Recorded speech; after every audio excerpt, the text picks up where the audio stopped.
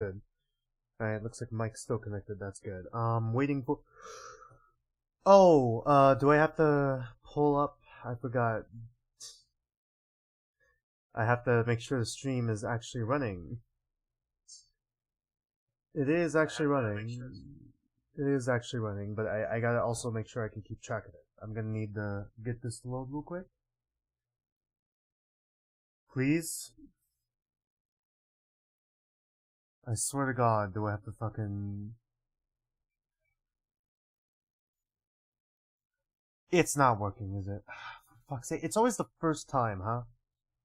It's always the first time.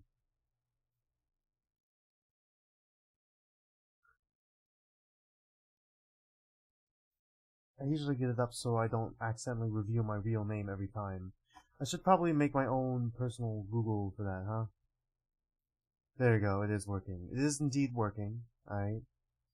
False alarm, everyone. Before we start the stream, shout out to my boy, Alpho, who just started fucking playing Devil May Cry 5 on, like, I don't know, the 13th? When the fuck he started it, like, last Wednesday. Shout out to my boy, Alpho. Who, like, as soon as I put up the fucking poll, he started playing the game, so now he knows. So he's in the know and I don't know. Thank you. Thank you for that, Alpo. That's the wrong thing. I legit do not know how the fuck this game is gonna end at all. I have no idea. I'm assuming the brother comes back, right? This guy's brother? Older brother somehow? Turns out he did it all somehow the whole time. Oh, hello, Klaus. You missed yesterday's stream where we played Devil May Cry if it was written by Vivzipop. AKA DMC Devil May Cry. AKA Devil May Cry, the reboots.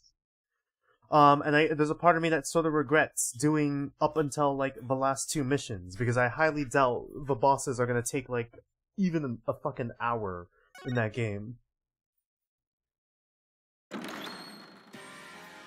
Sorry, you were with your... Oh, that's fine. Don't worry about it. I mean, there's always the playback you can watch. Do we just go into load game? Or do we go... Do I have to go... Okay, well, we're just... I'm not even gonna try and figure out...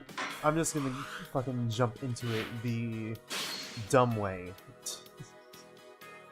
Not load game...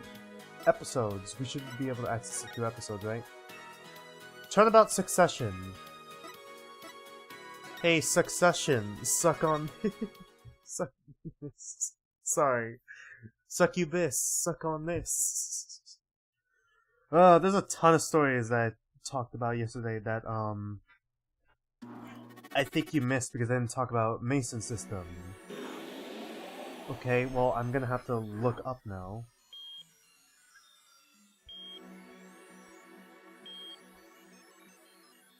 I'm sorry, what? Okay, well, that guy's just dead. Cool, alright. Murder. In order to understand it myself, I had to know the story of these last 7 long years. Really? Okay, so this, I forgot. We're going into the past. Ah, those jokes are great. They're great, lol. Yeah. Nothing happens by chance. All is connected. It's all connected. Oh my god, are you saying that we're doing 2 trials at once? Oh. Okay, fucking shot and then ascending up to heaven, and now you stand ready to begin the final chapter of this story. That's probably gonna take us 2 or 3 weeks to get through. Okay.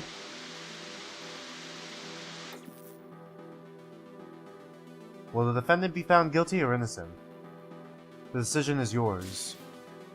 Okay, yeah, it all leads back to the guy we already put in prison in the prologue, but alright. Spheres of code, lol. Yeah, that's what the code looks like. I would know. I'm a computer science major with a software concentration. Alright.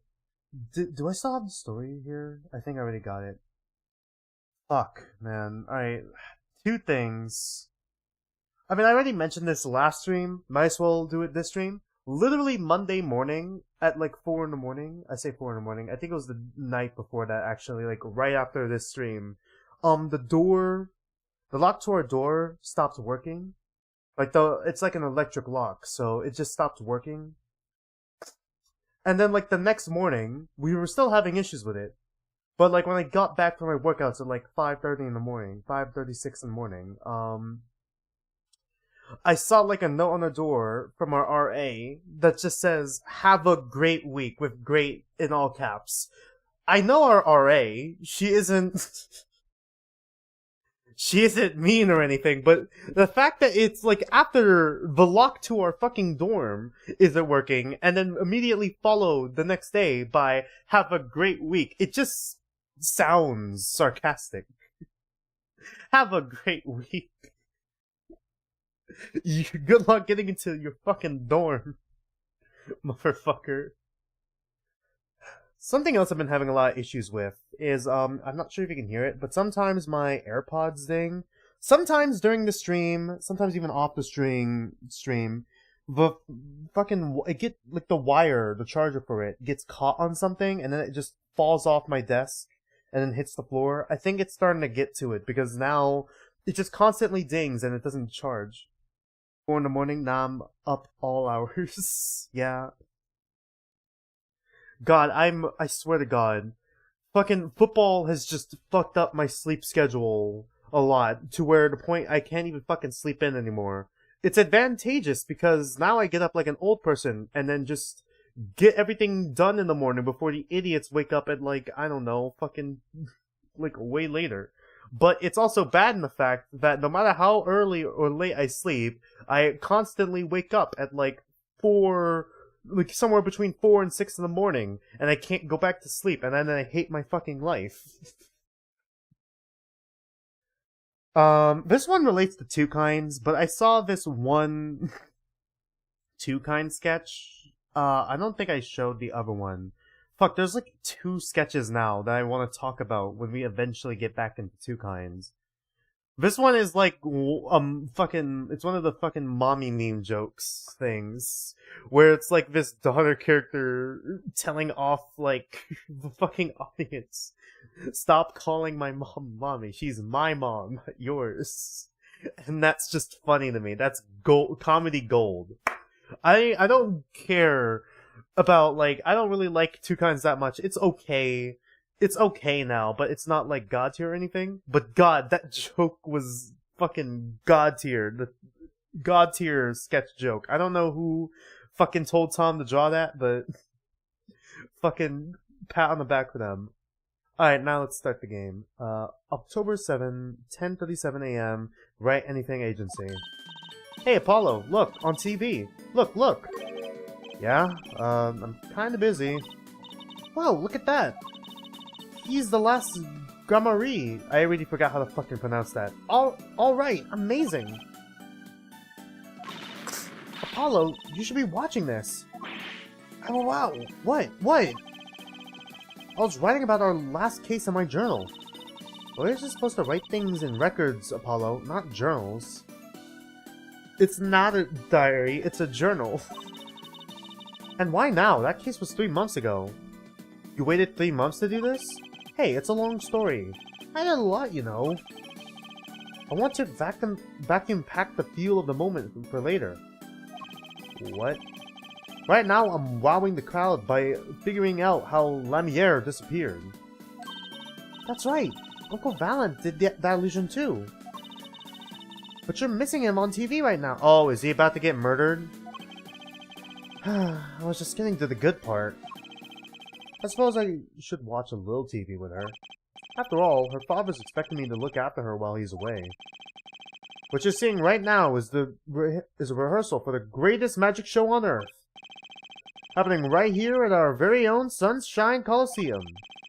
The Sunshine Coliseum? Hey, that's where the Gaviniers concert was. Only 3 more days until miracles happen here, right before your unbelieving eyes. The legendary troupe Grammiere is performing for the first time in 7 years. Okay. I forgot my water's out of reach. Shit. Hold on, give me a minute. That's going to be great. I'm so there. You and I forgot she says this. You and Daddy are coming too. The legendary Gramarys. It is Gramarys, right? I forgot how to fucking pronounce this, and they don't actually say it. There's no voice acting in this game. So I'm just assuming it's Gramarys. If Chusi's real father was still alive, he'd be on that stage performing miracles. I've got the tickets and everything. Here's yours, Apollo. Oh, okay. Well, this is gonna be relevant somehow. Ticket to premiere showing to a illusion by the magician Valent Grammy. Right? You're here. Working hard or hardly working? Okay. Hello, Phoenix. Hey, how have you been? Hi there, stranger. Not exactly the kind of greeting I want to hear from my own kid. Though he had been gone a long time. How goes it, Trucy? Here, I got a present for you. Yay, pudding! I love pudding. Oh, it's farm fresh. Okay, is it actually pudding, or is it like another ramen burgers thing? Oh yeah, speaking of burgers, God, you could tell I'm fucking American. I didn't send a picture of this to myself because I'm an idiot, but I think I saved it to my phone. Let me double check here. I think I saved it to my phone. It might have been like a week ago by now. I have a lot of screenshots. I have an unhealthy obsession with taking fucking screenshots every chance I get. So I may not be able to find it. But there was like this one community post I saw on YouTube that relates to like, why do you think Americans don't get free healthcare or something like that? And then it just had like an image of like a burger, like filled, like a burger with filled to the brim with fucking mac and cheese. And like, I know, I was like looking at it, I'm like I know this is gonna clog my arteries. I know this isn't healthy to eat. I know this is something you shouldn't fucking be eating at all. Not even as, like, one meal a day, not one bite. You should not be eating this. It's a fucking heart attack burger with, like... that's, like, quadruple stacked with mac and cheese. Just fucking... like, it's, like, lopsided. It's the Leaning Tower of burgers. It's so unhealthy. But I would, Lord knows I would take at least one bite of it to try it. You know I'm an American. If it's like, I would try that one. Like the most fattening thing. Well, I'm beat. That's right, Daddy. You're on a top secret mission. God, do you have to say Daddy every time? If I ever have kids, they're strictly calling me father. No daddies in this household. No mommies and daddies in this household. No siree. The internet has ruined that for everyone. You gotta take it easy with the secrets, you know. How right you are. So you still can't tell us what your mission is. What? I don't know why that made me laugh. Maybe this time. It has something to do with you anyway. Huh? With me? Ooh, maybe you're getting a top secret mission too. Maybe you can be one of those guys. A spy. Can't I just be a defense attorney? To be honest, telling you about the mission was my whole reason for coming here today. What? Tell me. You've heard of the jurist system, yes? Jurist? No, it's called the fucking Mason system, right? The jurist system? That's right. The new legal system everyone's talking about. You mean new justice system? Have you heard of it, Apollo? Huh? Maybe? Maybe not as many people are talking about it as I thought. The jurist system, huh? But first, did you know I'm a lawyer? Ah, presenting our... No, Phoenix. God damn it, I had to take a screenshot of that. That's hilarious. Which one is it? There we go, that's it. I did my fair share of that back in the day. What? Showed my attorney's badge a lot, too. He may look cool and calm now, but you should have seen him before. You know me too well, Trucy. I'm glad I provided this opportunity for a little family bonding. The Juris system. So, Danny, what's this Juris system thing? Well, Trucy, do you know what a jury is? Oh! Do we not have a jury? I guess that makes sense. I've heard of it. Isn't that those people who sit in court in those old courtroom dramas? The ones you get to decide if a guy's innocent or guilty? Do you know, Apollo? Only from TV.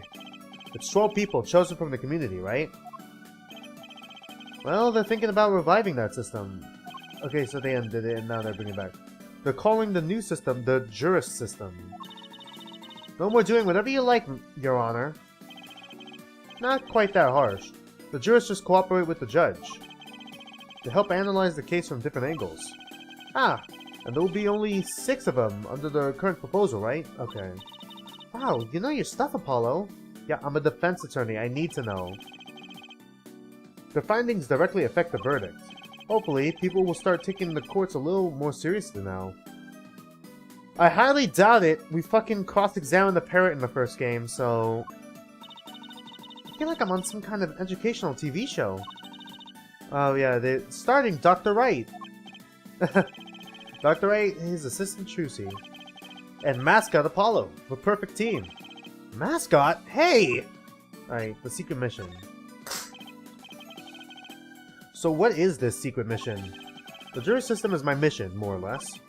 Anyway, keep in mind that new ideas like this system are always risky, Apollo. Too true. Everyone's got an opinion, and they just talk and nothing gets decided. Kind of like you, Apollo. I'm not that bad, am I? Is he? In any case, we're going to give it a shot. A test, if you will. I don't like tests. We'll take a case as a sample and choose 6 jurists. I'll be the one helping with that process, incidentally. Helping? Ow. Well, for one, I'll be chair of the Juris System Stimulated Court Committee. Simulated Court Committee, sorry. The stimulated is something different. The chair constructs the ideal situation, choosing the case, the jurist candidates, and even the judge in the courtroom. Wow, it's like you have a real job. I was never that good at piano, to be honest. Once a lawyer, always a lawyer, I guess. The trial's tomorrow, by the way. Don't miss it. The trial simulation, that is. Yeah, we're the defense attorney, aren't we? A simulation, huh? Sounds interesting. Okay, is it gonna be like an actual simulation? Like, are we going to fucking VR chat? I'd rather not, because there's a surprising amount of furries in there. So, what kind of case is the trial simulation about? Well, since it's the first run-through of a new system, I wanted something simple. Good thinking. No sense wearing yourself out on something too serious. It's the trial from 7 years ago that made me lose my job. Oh. True. The case is a murder. Is it? That's not simple at all! By simple, did you mean that the defendant is... guilty? Yes, most likely. So good luck, Apollo. So you're just fucking us over. Alright, cool. With what? With the trial tomorrow. You're defending, of course. I recall that I said it had something to do with you. Go for it, Apollo. It's just a test case anyway. No sweat. Yeah, but there's still a verdict to be decided. A potentially serious crime. The most serious in the worst case scenario. I mean, it's a simulation, right? So it's not like anyone actually got murdered. You mean the verdict's for real? For real? That's not a test trial, that's a real trial! All the forms have been filed. There's no turning back now. So, yeah, that's not even... Yeah, he's right. Apollo's right. This is an actual trial. Someone's life is actually on the line. The trial begins tomorrow at 10 a.m. Hope you can make room in your schedule. Well, why am I only hearing about this now? Ah, yes. It was a change this morning. I picked a new case. You just switched cases. It's the one from 7 years ago, isn't it? Eh? Something that happened last night. Oh, okay. Oh, for fuck's sake. Valiant Gamari. Alright, cool. Hey, Apollo, I know you're all excited about that secret mission. But what about this? The Troop Gamari Grand Magic Show. Okay, is your fucking uncle gonna get murdered? We keep talking about the magic show. We have a murder trial to deal with now. Huh? Oh, right. The card tricks. They're not card tricks. They're grand illusions, miracles, the apocalypse, heaven and earth will shake. So what? That's 3 whole days from now. It's at Sunshine Coliseum. Let's go. Let's go today. Why? We can say hi to Uncle Valen. Have fun. What? I can't go by myself. You know I'm not very outgoing. I doubt that. Doubt? Right. Why don't you go with her? But what about the secret mission? Oh, don't worry about that. You just told me it's a fucking actual murder trial. What do you mean, don't worry? I'm very worried. You hear all about it tomorrow regardless. I don't trust that smile. You know something that he's not telling me. Yippee! Hey, you could take me to the Coliseum. I suppose it wouldn't kill me to pop over there. Ah, Grandmarie. That reminds me. What, did the case you have to deal with relate to her father, and her father was a victim or something? Or was executed or something? What's this that, for fuck's sake, Juicy.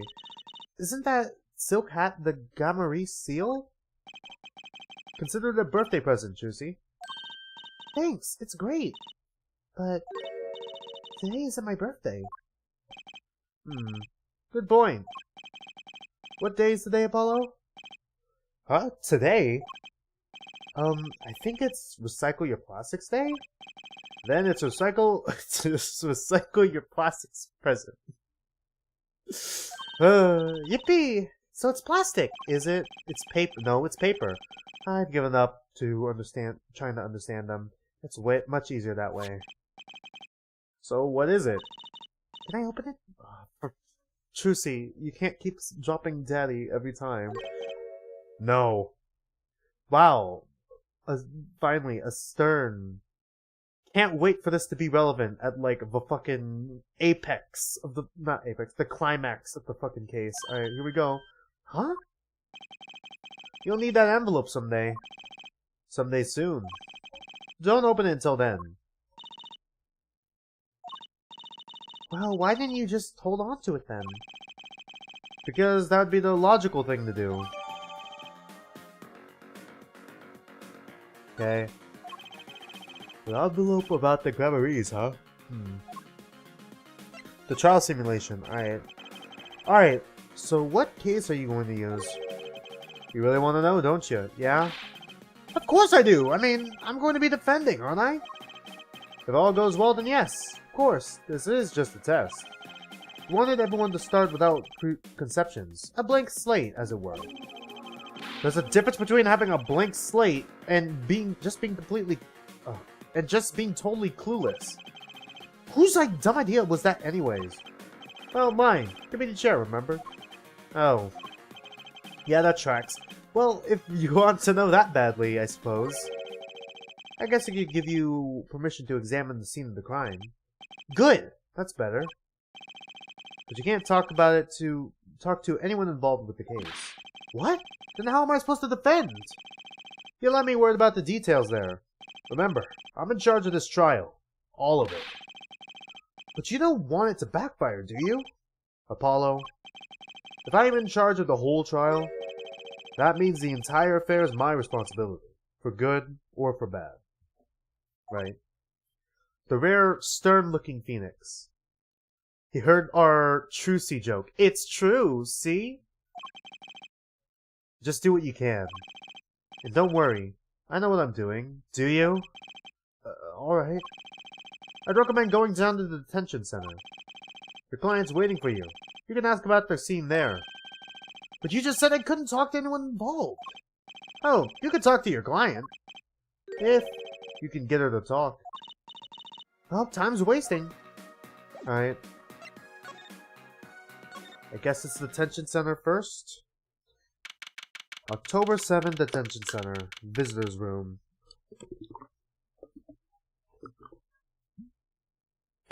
God, I think I broke the top of this. I dropped it this morning, couldn't open it, realized that like the lid for this was like slid over to the side and I couldn't open it no matter how I tried. So I decided to do it the Dante way and I just said, fuck it. Punched the top of it down and it fixed it. But now it's all leaky and it's like, well, that was not the way to fix it, I guess. I don't know if you guys can pick up the sound of me drinking. It could be high enough for you guys to hear it. That's 20 minutes we've been waiting here. 20 minutes! Maybe I should complain? I'm sure that guard has better things to do than just stand there and pretend he doesn't see us. You know, the minute we get angry, the client will show. It always works that way. Like shouting, "Oh, waiter!" and they're standing right behind you. Oh, guard! Is that client gonna be much longer? What are you talking about? Haven't you already started the meeting yet? Huh? Oh, she's just... Eek! She's just hiding around the corner. Alright. Where'd you come from? Well, anyway, please have a seat. She was just standing over there the whole time. Alright, is she a sketch person? An artist? I'm nervous, Apollo. It's the silence. It builds suspense. Why don't you do something, Juicy? You're a magician, aren't you? That's right. Okay. Ah, for fuck's sake. She pulled the puppet out again. I'm the amazing Mr. Hat.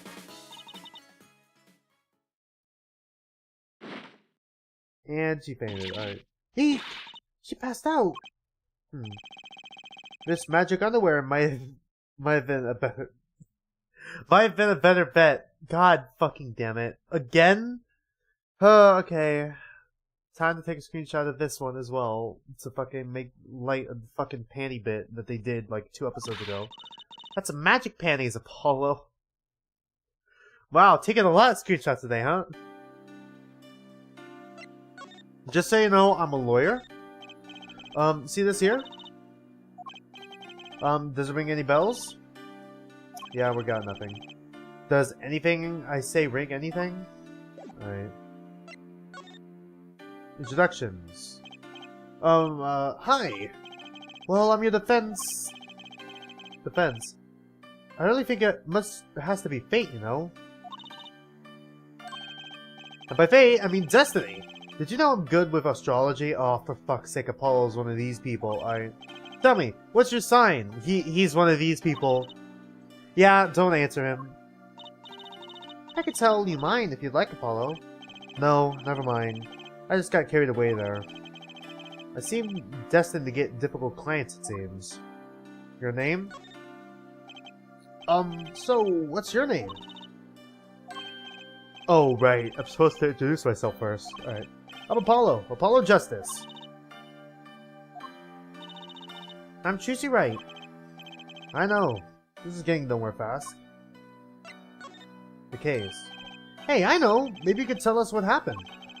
I'm a defense attorney after all. Anything out of the ordinary happened lately? Well, the other day, this tourist from out of town stopped to ask me directions. Later, Trucy. I feel like I need to ask directions myself here. Well, that was fruitless. Though, I think I understand despair a little better now. You did good, Apollo. Where did you get that from? Look! She's doing her nails. What? Are nails more important than defense? Is that it? Let's go, Trucy. Excuse me. Could you Okay. Could you read this? Alright, sure. Let's do, like, 3 lines. I feel like a teenager on a first date. And this is the love letter we passed from desk to desk at school. Stop looking so wistful and read it, Apollo. It's a business card with a name and address. The name is Vera Misham? The address is for Drew Studio. Alright. Defendant's business card. The address for Drew Studio is on the front, alright? You're giving me this card because... Alright, thanks, Vera. Vera helpful. Well, looks like we're finished here. I wonder if Drew Studio is the scene of the crime. Let's go find out.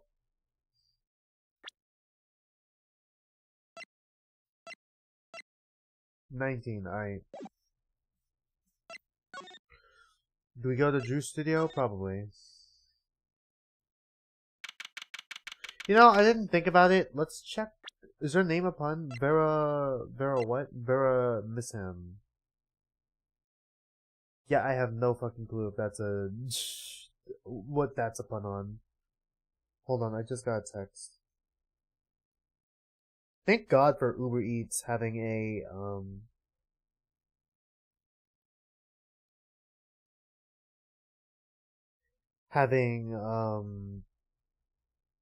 a way to schedule when you get your food.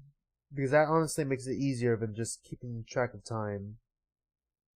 And then ordering it when you think it would be best.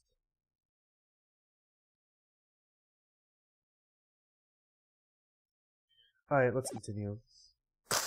October 7th, Drew Studio. Wow, this looks like a studio. Yeah? It's like life imitating art, or maybe it's the other way around. But the tape on the ground there, it's just a bit jarring. Yeah. Looks like we found our crime scene. Apollo, look at all those paintings. Hey, don't touch those. It's okay, I'm just looking.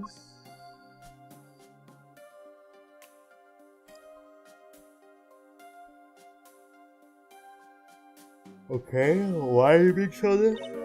Huh? Apollo, look at this one. Looks half finished. You can see the rough sketch underneath. Can you? But that's odd. The rough part doesn't look like the rest of the painting at all.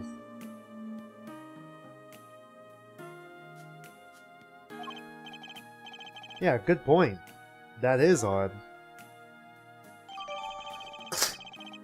Landscape. Obtained at Drew Studio. Only half finished. The rough sketch is still visible. Alright. All the paintings have a really different style too. Alright, well, I'm gonna look at the painting because I don't fucking understand what they mean by this one. Okay, I thought I'd see like a bloodstain or something. Okay, is it this? Oh, look at this painting. You can see the rough sketch. Looks like it was only half completed. Okay, was it a different drawing before then? Huh, that's funny. Do rough sketch and the finished painting look totally different to you? They do actually. What's all that about? Okay. So someone painted over this one, maybe.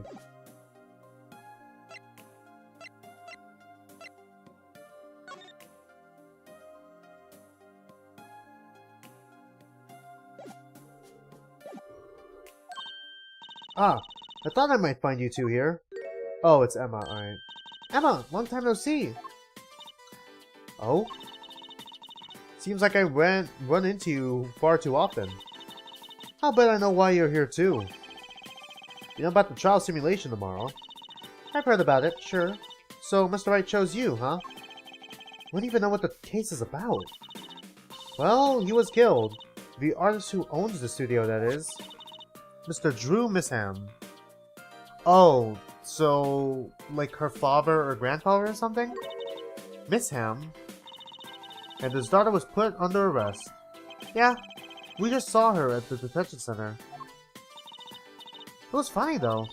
She seemed more like a victim than the kind of person who would commit murder. You don't say. Not even by poisoning? That's how it was done, you know. Poisoning is a very common way to get the job done when the murders a woman. But poisoning? Anyway, Mr. Wright told me you'd be coming. Feel free to take a look around. I'll just be over here with my stackaroos. I can't talk to anyone related to the case this time around, which means we'd better find out as much as we can here at the scene, or else. But first things first. Did you know I'm a lawyer? Emma, I was wondering if you could take a look at this. Look, I'm a detective. A detective! You can't just ask me any old thing and expect an answer, okay? I think you need to be a little more focused in your inquiries. Scientific, even. Somehow I knew she'd get around to science. Alright. Do you think we can get a response out of her? Emma, how about this painting? Oh, that? Quite good, isn't it? That's not what I wanted to ask you about. You want to examine it, is that it? Okay, I'd be happy to let you, if you had a good reason. But without that, sorry. I guess she wants us to do a little footwork on our own first. Alright.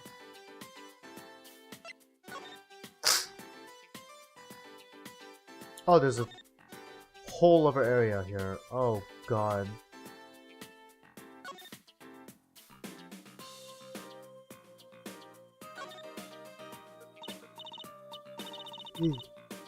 Wait. Paulo, that's where the body was. That's the spot where Mr. Drew Misham passed away. He put the coffee mug to his lips, and then the next moment, there's quite a bit of paint on the ground. See that half-painted painting there? He must have been working on that right up until the moment he died. Wow, a true artist to the end. Or maybe he started it a year ago and was procrastinating.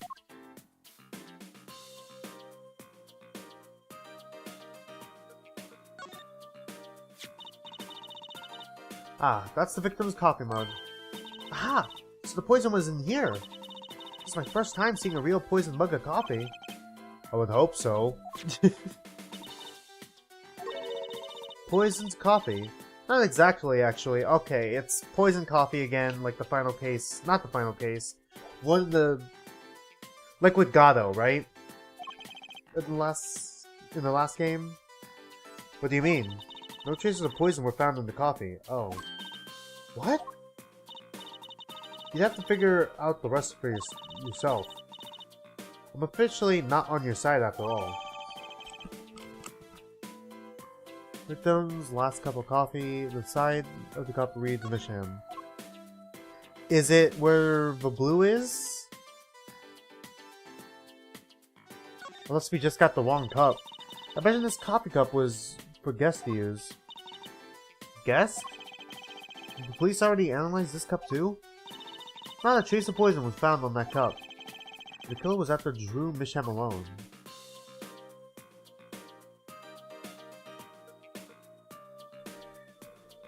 Kinda wanna check out...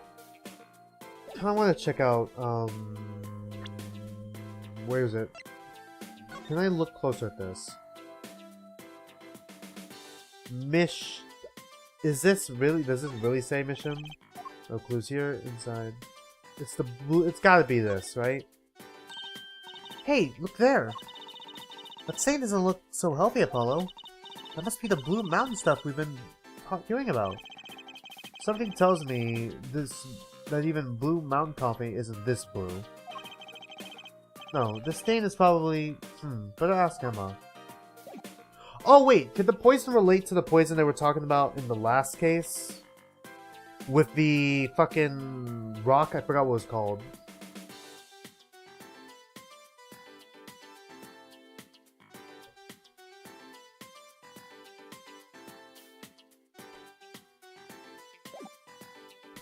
Alright, let's talk to Emma.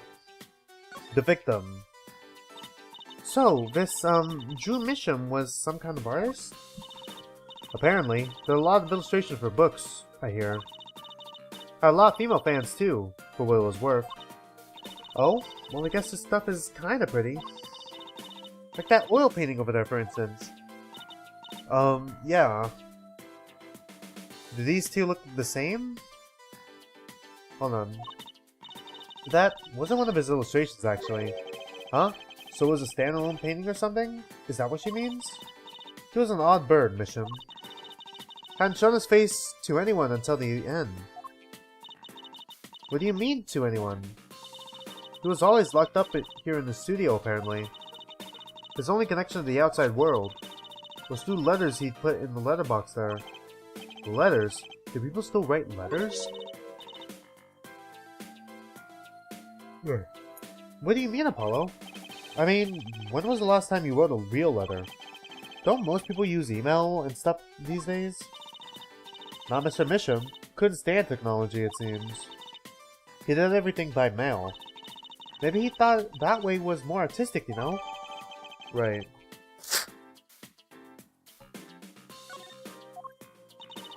In any case, the only person besides him allowed in here was his daughter, Vera. Oh? You mean the killer? The suspect, please. We took some fingerprints, of course. The only ones found in the room were Mr. Misham's and Vera's, basically. Basically? Actually, last night, Mr. Misham gave an interview to a reporter for the first time. It happened during the interview, apparently. His first interview ever? Could you tell us a bit more about what happened the night of the murder? Alright, the defendant. So, this woman, Vera. She's Mr. Misham's daughter, right? Yep, a real sickly girl ever since she was little. Hardly went outside. She did kinda give off a withdrawn sort of aura. She was homeschooled by her father, apparently. It was quite a scene when they took her to the detention center.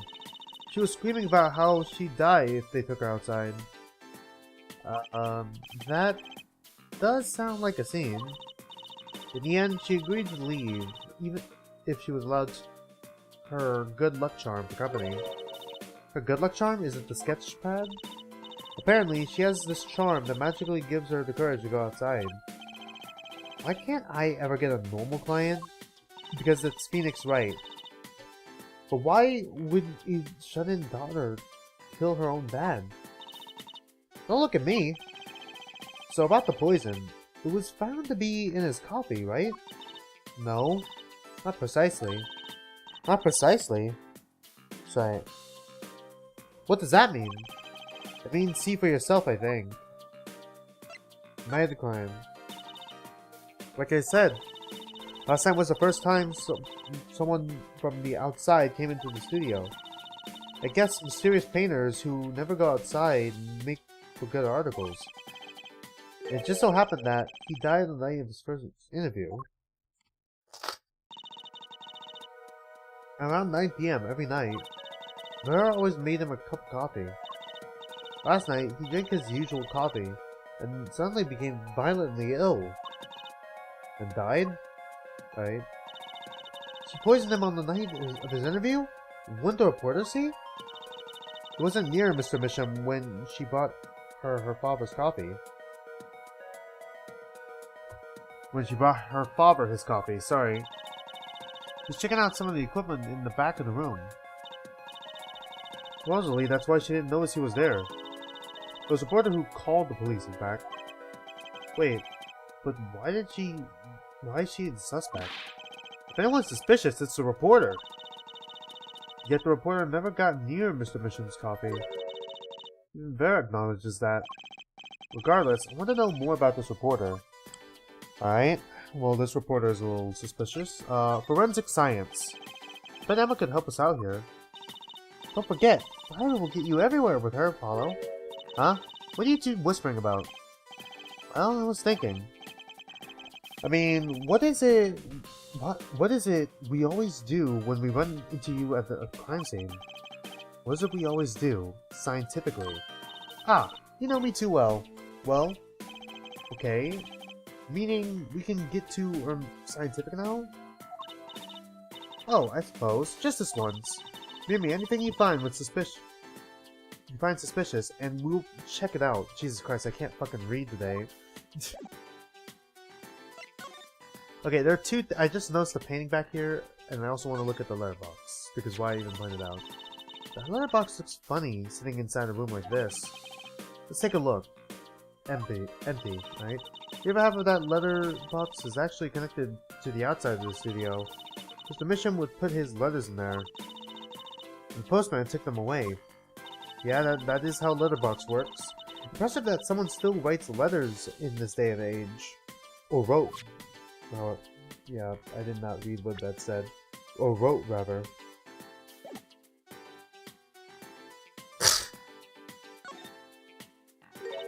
Hey, there's a painting hidden back here. Hey, you're right. What if it's embarrassing somehow, and you didn't want anyone to see it? You certainly seem pleased by the possibility. Huh? It's so normal. That's hardly something to get mad about. Yeah. Huh? What is it, Apollo? Well, doesn't this painting look like... Never mind. What do you mean, never mind? It looks exactly like this one. Except the sky's different. I better get a professional opinion on this, right? Hidden painting. Okay.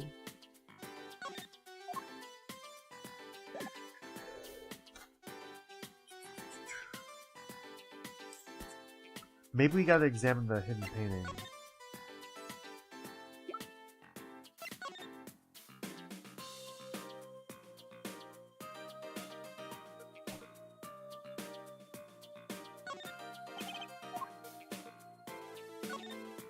Why are we looking at the plum? Hey, Paul, this painting. I know it. Huh? Really? It's that story where the old woman is doing the wash in the river. What about the fact that this looks like the other painting we found, Trucy? And this giant peach comes floating on down. That might possibly be the strangest thing I've ever heard. Oh my god. Okay, clearly I've not gotten a lot of sleep last night. I did go to sleep a little bit later.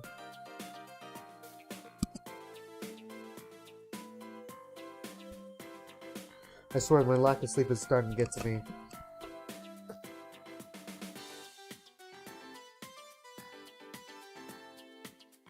Alright, let's start off with the coffee mug, I guess.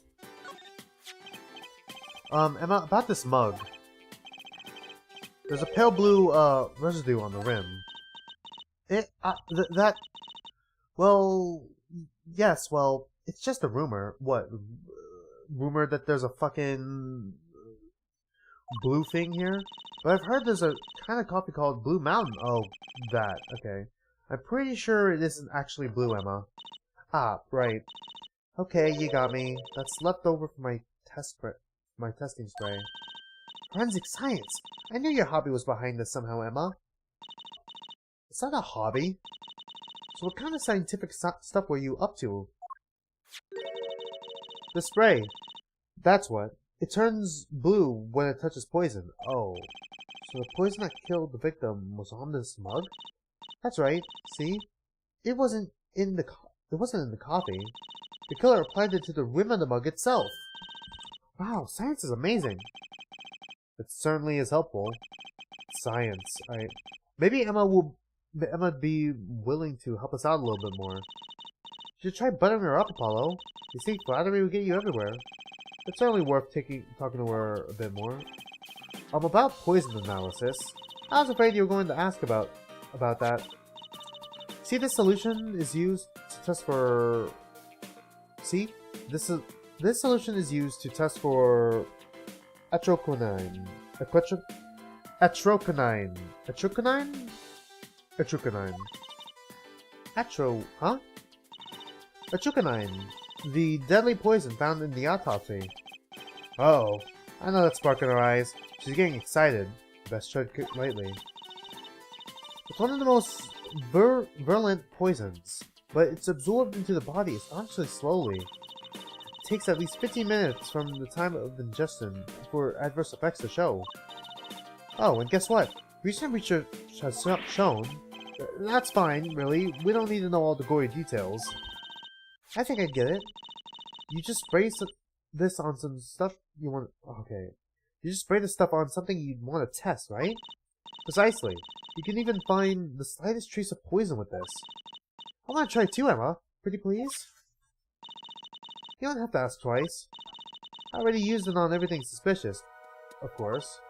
Hey, let's give it a whirl, Apollo. Okay, great. Ugh! What are you doing? What, did you just spray us in the face? I was just seeing if I got a reaction off you. How is this a reaction? Never do that again. I'm not poisonous. Tell that to those hapless witnesses on the stand. Let's just get down to checking for real poison, shall we? Oh, for fuck's sake, fuck,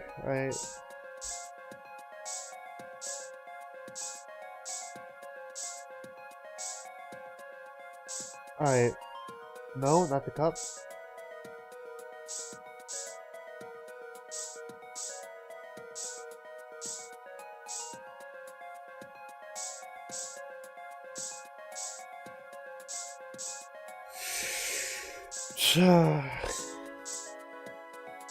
Alright. Might be... Can I look around? M? Okay, there we go.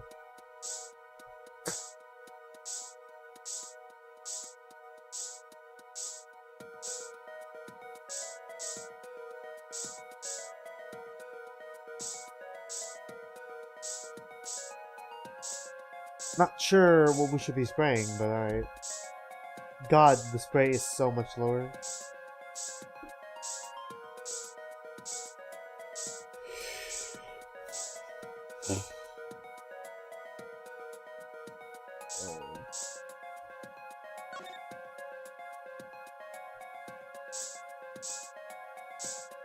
Okay, I highly doubt there's anything here. Alright.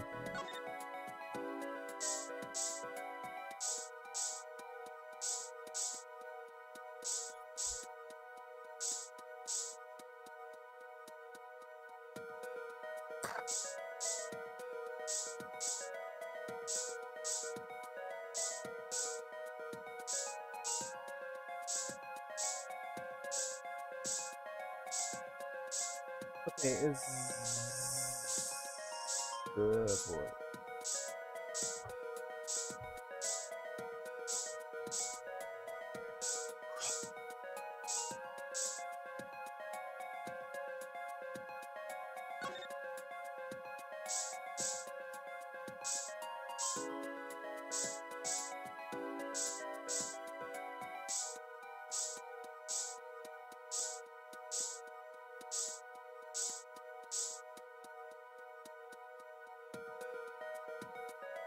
I swear to God, I don't understand. Do we just spray everywhere and then we go back, or I don't understand how this works. We've literally just sprayed all over the room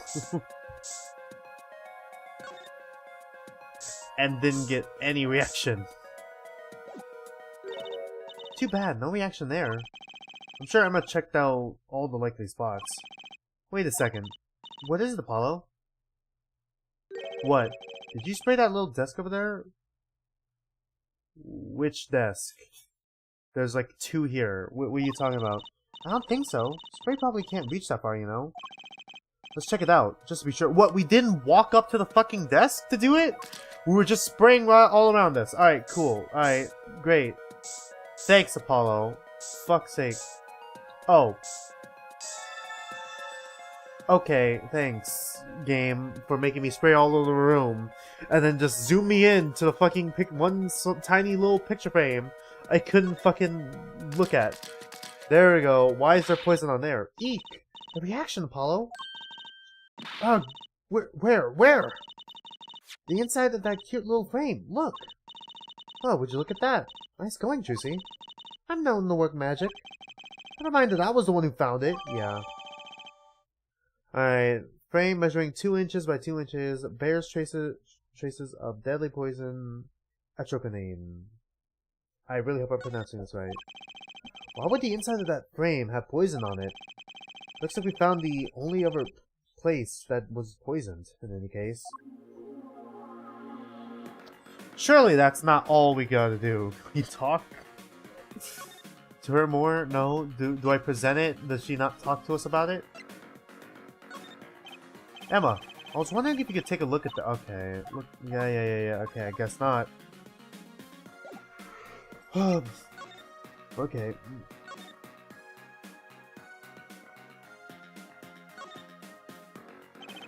Let's take a closer look at this desk here. Oh, God,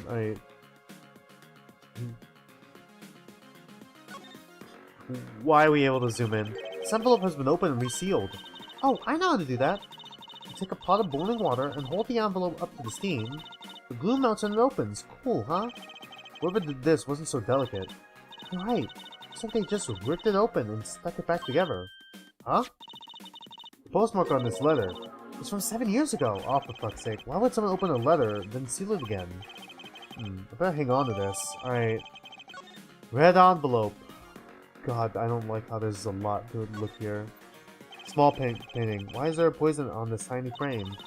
Very strange indeed. Wait, I know. I bet it was poison from the time he bought it. Haven't you heard about some kinds of green paint being toxic? I don't think that they sell that kind anymore. And the poison was etrocanine anyways. A tiny mysterious poison flame.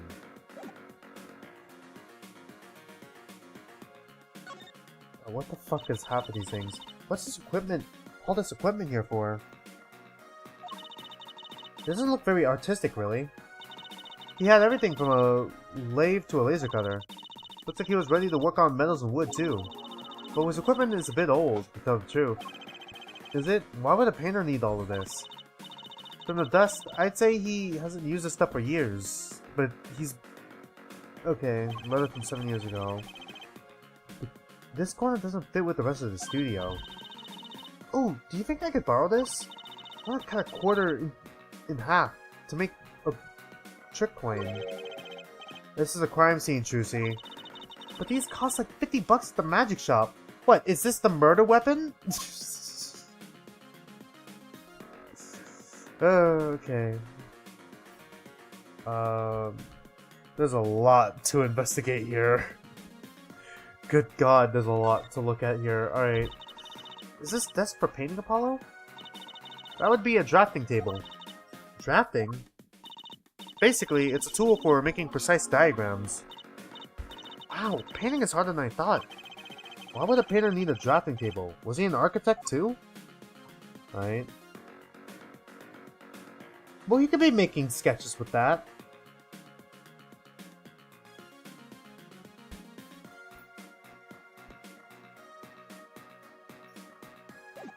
Maybe could we present the envelope?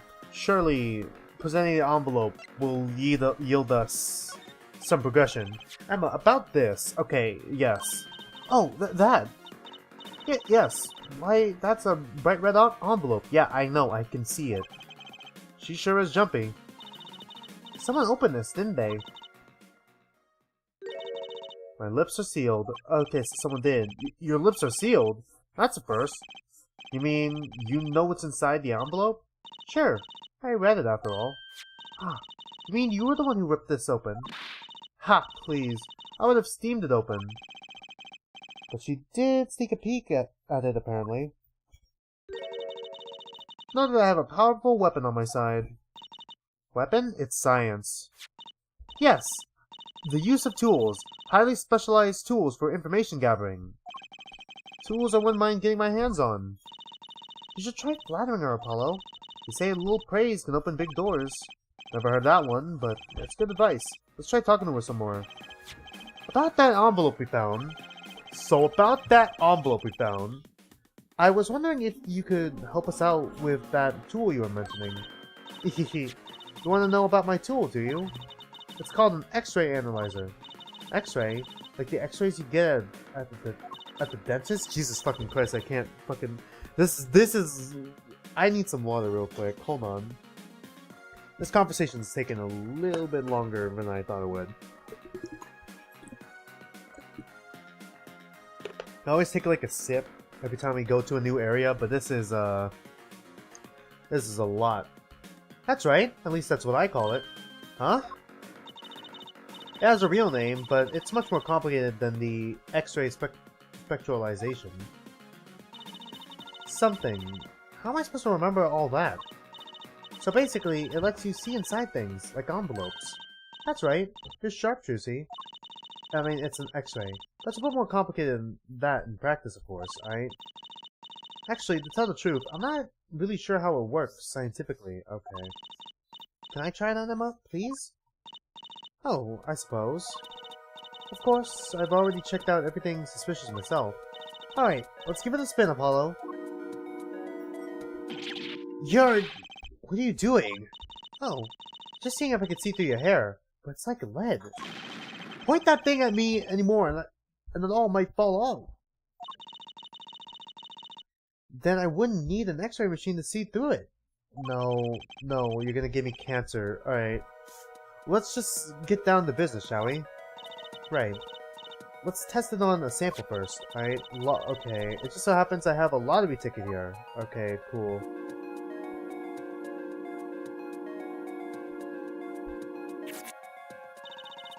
You set the sample in the device like so.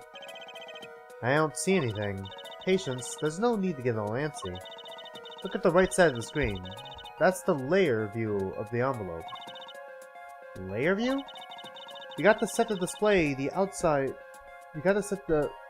Okay, you gotta set to display the outside of the envelope now, see? Actually, it's quicker to just have you give it a try. Turn that dial there with the. Okay, arrow keys for me, will you? Okay, well, I didn't turn shit. That's right, that's how you chose what debt you want to scan. Hey, I got something! See? That's how you can read the letters on the ticket inside. Cool, huh? Except, I can't read them.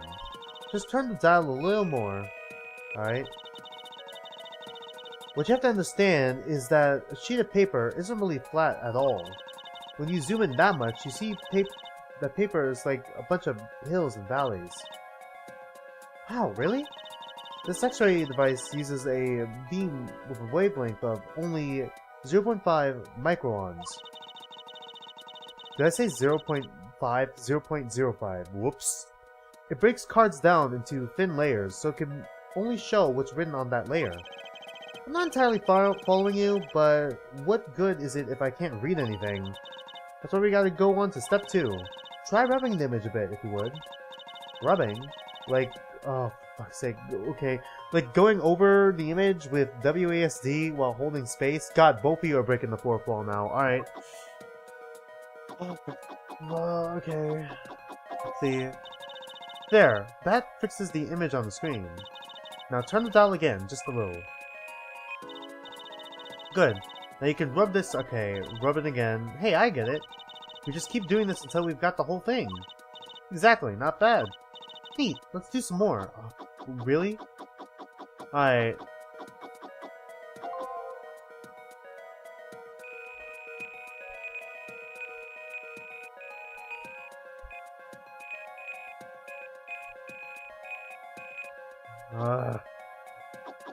Okay. It looks like something 07. Alright, cool.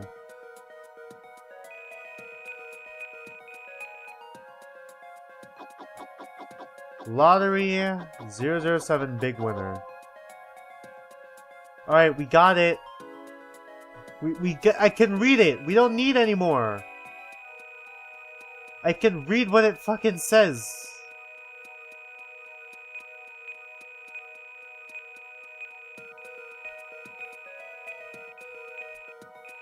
Oh god, we have to go back and forth. I can read it, okay? I can read it. It doesn't need to be fucking crystal clear. I can read it. Lottery 0007. Big winner. Okay, let's print this one out. Woohoo! I'm a big winner! See? This is the true hidden power of my weapon. Neat, huh? Now let's try it out on the real thing, shall we? Okay, great. Alright.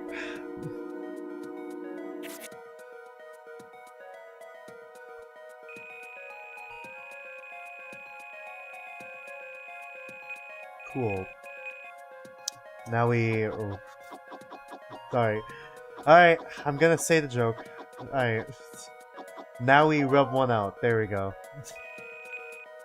I had to stop myself part way because it's like, do I really want to make the joke? It's like, are we really that shameless? Yes. Yes, we are. Alright. Oh, god. Alright. This is not that hard, but like...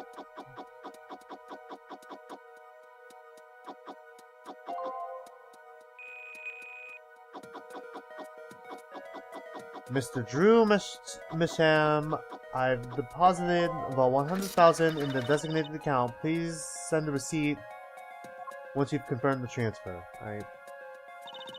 Someone deposited $100,000 into Mr. Misham's account? This paintings must be really valuable. There's another page in there.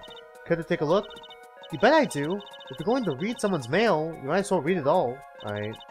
Here goes with the second page then. This isn't so bad.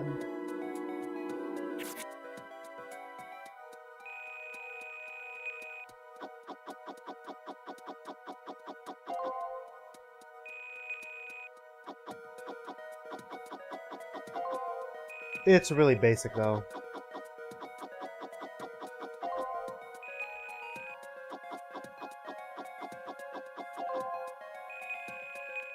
Oh shit. Alright. Sign the papers in the enclosed envelope with the enclosed stamp within 3 days. I need to remind you, speak of this to no one, alright? So, it was a letter about payment for one of his paintings? Why all the secrecy, though? And what? Why was this letter the only one in here? It's 7 years old, right? Maybe it had some special significance to him. Well, Emma? Well, indeed. She knows something she's not telling us. Looks like she's keeping mum about this. Right? Right envelope up there. Okay, cool. So, Emma, I was wondering, what's the story about this reporter that came here for the story on the night of the crime? God. I'm afraid I can't tell you because he's going to be a witness tomorrow, I hear. I thought so. I'll never forget that face. But what was his name? Oh, right. Brushel. Brushel? He's a scoop to sell to the papers. He's ever a scoop to sell to the papers. So a reporter comes for an interview with a painter? His first interview ever. And that night he's killed. Seems strange to you? Really strange. It does raise a few questions. I'd like to speak with this reporter if I could. Well, I hear he's on the beat today, too. He said something about covering a magician. Oh, okay. Magician? Well, it's not true, see. That leaves only one other person. There's only one other magician in all of existence. Alright. It wasn't Valent Gamari by chance. Any chance, was it? Yeah, something like that. They really want to forget about, Case 3 in the second game, huh? He's got some big show lined up, I hear. So he's out interviewing Valent Gamari. Looks like I'll be heading out to that Coliseum again sooner than I thought. Alright, looks like they're preparing my order. Here, I'll give you that reporter's card if you want. Alright, here we go. Brush's card. Nice. Spark Brushel, freelance journalist. Alright. He's freelance? Alright. Sunshine Coliseum. Here we go again. Okay, so there's no tour thing anymore. Alright. October 7th, Sunshine Coliseum. Alright, well, I'm getting some more water.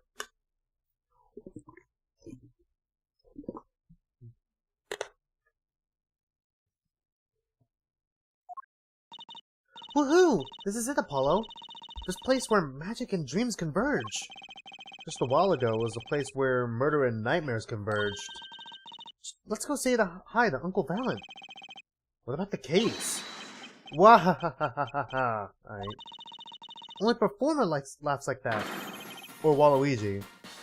No, he does have Waluigi's colors. The young Miss Trucy. How often I hoped we'd meet again, only to tell myself it was an impossible dream. Teehee, Uncle Valent, how's it going? I'm glad to see you too. Of course you are. Humility is definitely not one of his stronger traits. Well, Trucy, how does the day find you? If you come to give me flowers, do it after the show, I beg you. Actually, we came to wish you good luck. And congratulations on your big magic show. Oh? But it is I who wish to congratulate you. Not everyone is so lucky as to witness miracles such as the ones I shall perform. Yeah, you're amazing. We get the picture. The world will watch in wonderment as Magnifi's illusions are reborn. Here on stage, by my hand. Well, did you know I'm a lawyer? Ah, a challenge, is it? You want me to make that disappear? Very well, give it to me. Ah, no thanks. Are all magicians like this? Apollo? What was that look just now? I was just thinking about how hard it is to get any information out of a magician. Alright, the big magic show. Everyone's talking about the big magic show. Is it true that Gamma-Ri Miracle is back after a 7-year absence? Miss Trucy, I must apologize. This show and this honor should have been his. Daddy. My co-magician in training, Zach Gamma-Ri. If that terrible thing hadn't... It's okay. Your father was a great magician, Trucy. If you were alive, then I, Valiant Gamma-Ri, would have been proud to stand upon this stage as his assistant. Would you? Would you have? What, are you the killer secretly? Okay, thanks, Uncle Valiant. You know, I'm happy you're doing the show. You think you get to see Great Magnifique's illusions again. She really is looking forward to this, isn't she? Magnifique Gamma-Ri. My mentor, the magnificent Magnifique Gamma-Ri, was a true deity among magicians. The creator god who gave birth to magic and illusions that defied our very imaginations. I was so little when I last saw one, but I still remember his shows. He did wheelies in a sports car through the air above the audience, and then sped off to outer space, faster than the speed of sound. I'm guessing that memory was a bit embellished. For 7 long years, the world has waited for a miracle to match his. As heir to the Gamma-Ri Troupe's secrets, it falls to me to provide one, alright? It is my God-given destiny. Yes, you, nameless face, who speaks for the nameless masses. How can I help you? The world was waiting. Why did he hold off for 7 long years? Yeah? It appears the lad is uninformed. Perhaps you have heard of the magician known as Law, which... Perhaps you have heard of the magic known as Law, which governs our land. Yeah? I mean, I'm an attorney. I have, though I'm not sure it qualifies as magic. The performance of Magnifique's miracle was impossible. What, copyright? A certain law prevented it for 7 years, but no more. 7 years? That phrase sure likes to pop up, doesn't it? Yeah? And why is that? A little matter called performance rights, Miss Trucy. It is just fucking copywriting, alright? Performance rights, alright? Foolishness. Performance art, people. Performance don't have rights. Can you tell us about these performance rights? Magnifique's magic relied on an incredible innovative idea. A trick, if you will. That trick was considered his property, and as such was protected by property laws. Intellectual property, maybe? Magnifique knew this, and bequeathed it in his will to one person. You mean him? Yeah, Zach. Yes, Miss Trucy, it was your father. Zach Gamma-Ri was his inheritor of the Gamma-Ri miracle. So that's why you killed him? Daddy. Yet, as you know well, he's gone. He disappeared suddenly, 7 years ago. Okay, so is he dead or is he just gone? Like, fucking... What's... Maya. I forgot her name for a hot second. Yeah, Maya's mom. Maya's mom specifically. I don't remember Maya's mom's name. He went out to go get milk and then never came back, alright? I think I see where this story is going. Once a person is classified missing for a certain period of time, yeah, alright, they're considered dead? They're considered legally deceased, correct? Okay, so it is just like... Maya's mom then. Alright, cool. In all absoluteness, those rolled up sleeves conceal your competence well, young man. That certain period of time of which you speak is 7 years. Ah. Yes, Miss Trucy. Though it pains me to say it, this past spring, April to be precise, was the time your father was legally declared deceased. In the absence of a formal will, the secrets of our mighty mentor Magnifique passed to me. This was, in fact, stipulated by the will of Magnifi himself. Is that how it works, Apollo? Yeah, it's called Death in Absentia.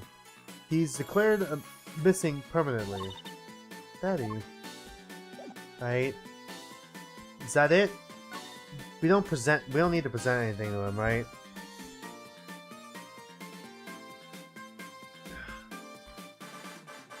Oh wait, Brushel, right, Brushel's card. So, a journalist was here on a story. All eyes in the universe are upon my stage. All pens seek to commit its mysteries to paper. His name was Brushel. Brushel. I think he remembers him. He doesn't look too happy about it. Brushel. That cloying. Alright. Why do I keep adding an L here? Cloying smell of mint when he smiles, yes. Can you tell us more about him? What did he want? Alright. Mr. Brushel, journalist. A man by that name called on me just now. Just now? Valent's vision is always toward the morrow. Valent's feet step always forward. That is all. That's all? Very confusing. Elaborate? I am to perform a big magic show, yes? I wanted someone to cover it. Yet, he had ears only for that incident. Okay, 7 years ago? That incident? In any case, I requested that the oh god damn it. Repetitious reporter remove himself. So a painter has died. What of it? It is but a footnote in the footlights compared to the magic of Gamari. Someone was murdered. Uncle Valent, do you know where the reporter went? I recommend he visit that popular place with penalized perpetrators. The detention center? He was a rude individual. Might I see that card? Please don't tear it up. I still need this. Sure. He would tear my respectability. I will tear him apart him. Ooh, here it comes, Apollo. Uncle Valent's big magic trick. What? Is he going to fix the card? Not sure that qualifies as big magic.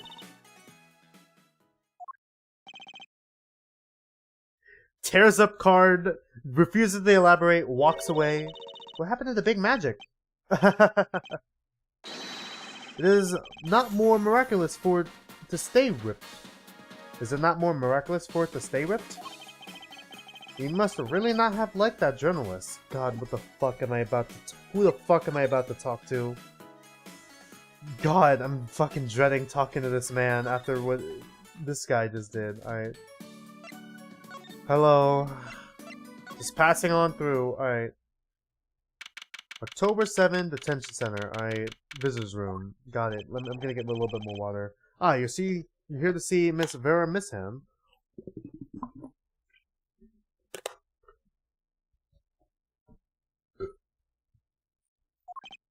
Yes, that's right. She's in the medical office at the moment. Medical office? Is she okay? She's just lying down. She didn't feel so good. I'm sorry, but I can't allow any meetings at the moment. What, is she poisoned too? Most annoying client ever. Really? Is she though? Guess we should come back. Really? Is there more?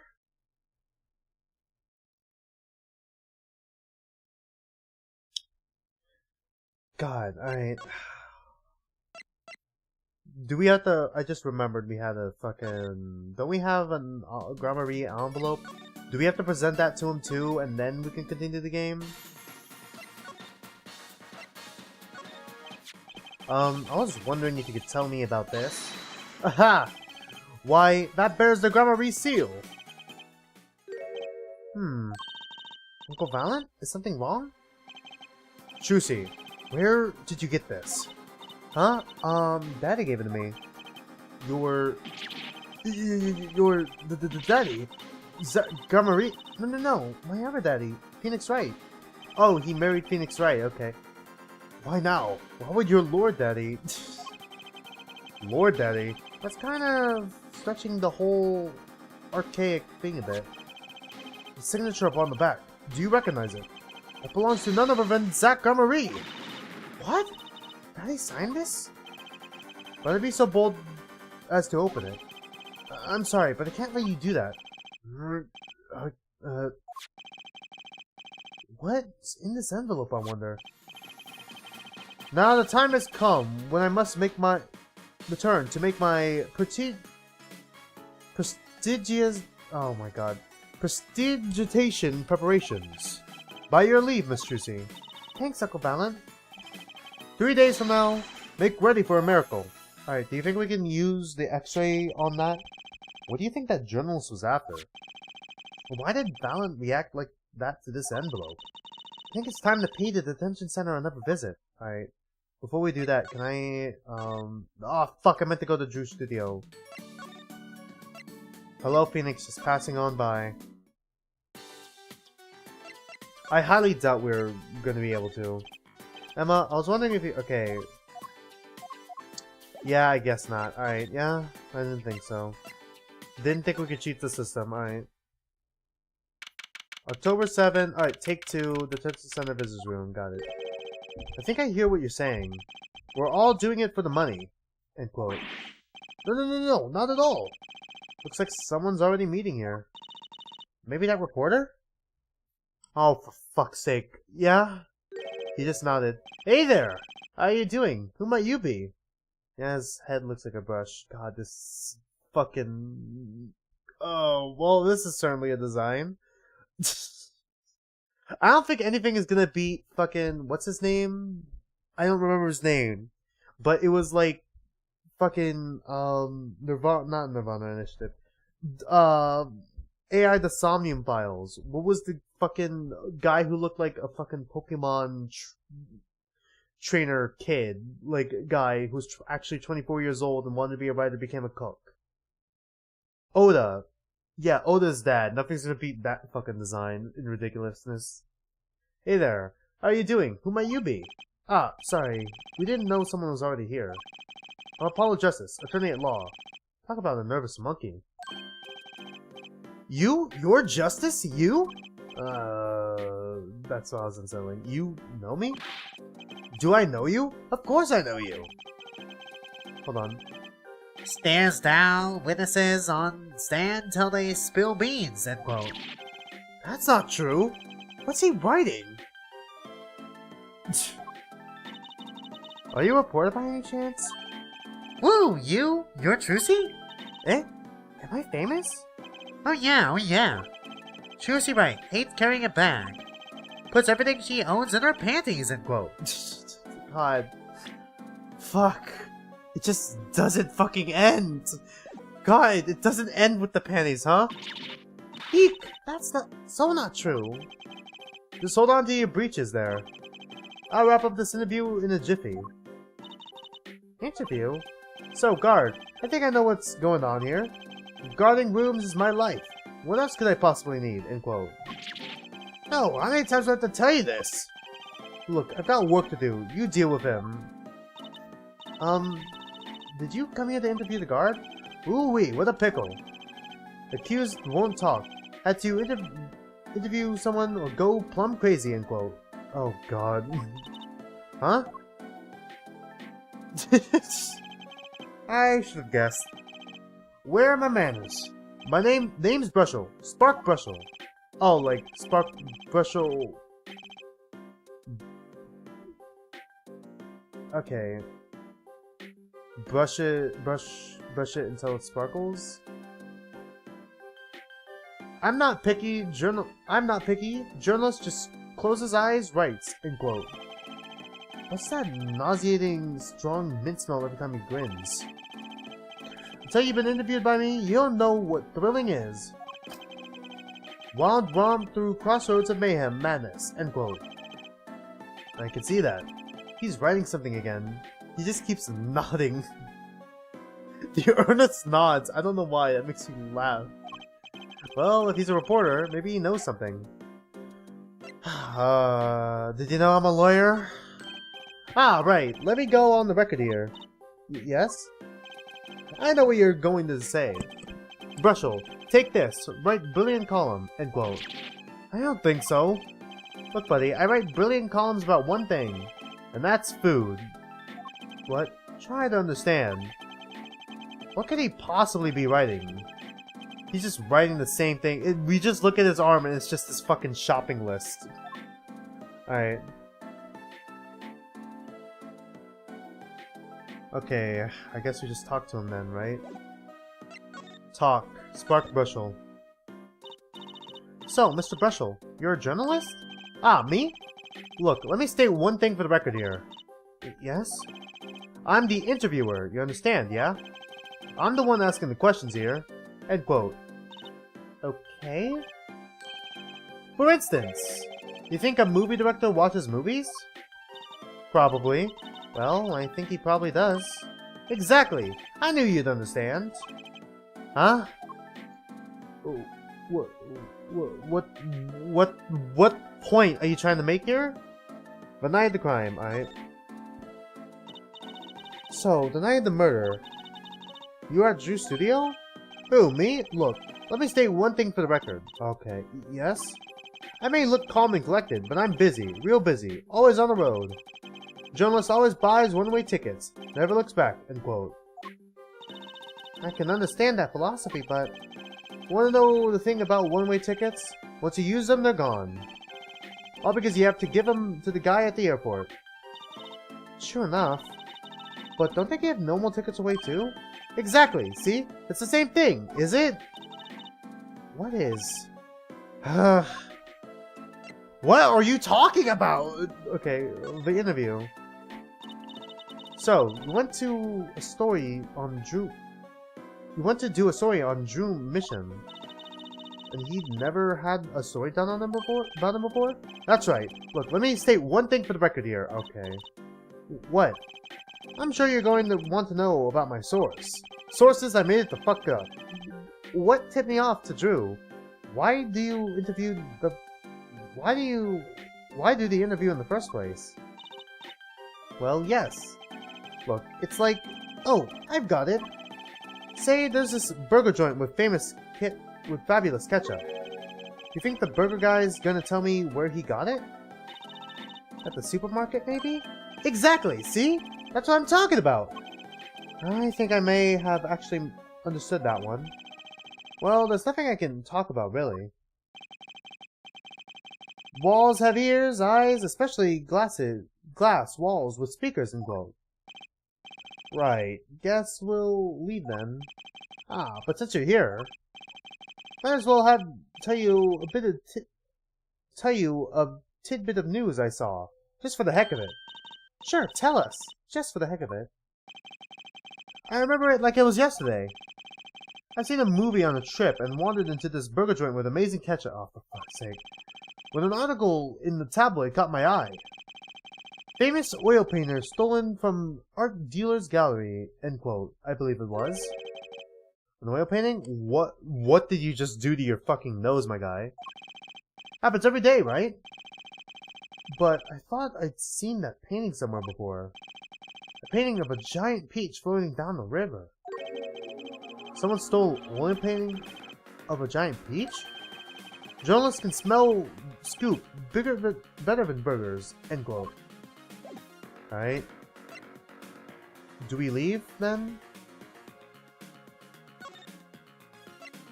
Like, Juice Studios, alright. October 7, Juice Studios, alright, yep, alright. Cool. I keep saying Juice Studios, it's Juice Studio. Well, how'd it go? Find anything out? Actually, there was one thing I wanted to check with you. Well, what's with that scary face you're making? And what's with that I know something but I'm not telling face you got going on, Emma? But first, did you know I'm a lawyer? Emma, I was wondering if you could take a look at this. Okay, yeah, got it. I'm assuming we still can't do this, right? Whoops. I'm assuming we still can't do this, right? Nope.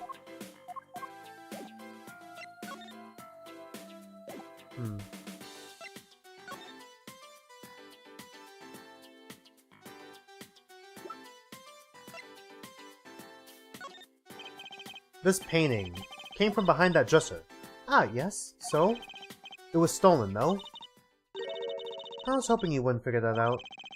Do you think you could tell us a bit about this? I suppose. That's what you think. Ju Misham was a forger, right? A forger? And no, we don't mean Spy X Family forger. Okay. Forger. So, what exactly is a forger? Well, basically, it's someone who makes forgeries. Fakes, in other words. Fakes? They were fake? Of course they were fake! Copies of an original. Exact copies, so precise you can't tell them apart. Well, why not just photocopy them? The big problem with forgeries is that people try to sell them as the real article. It's a crime, of course. So Ju Misham was a criminal? I'm afraid so. He received money to create elaborate forgeries to supplement his work in illustration, I guess. Alright.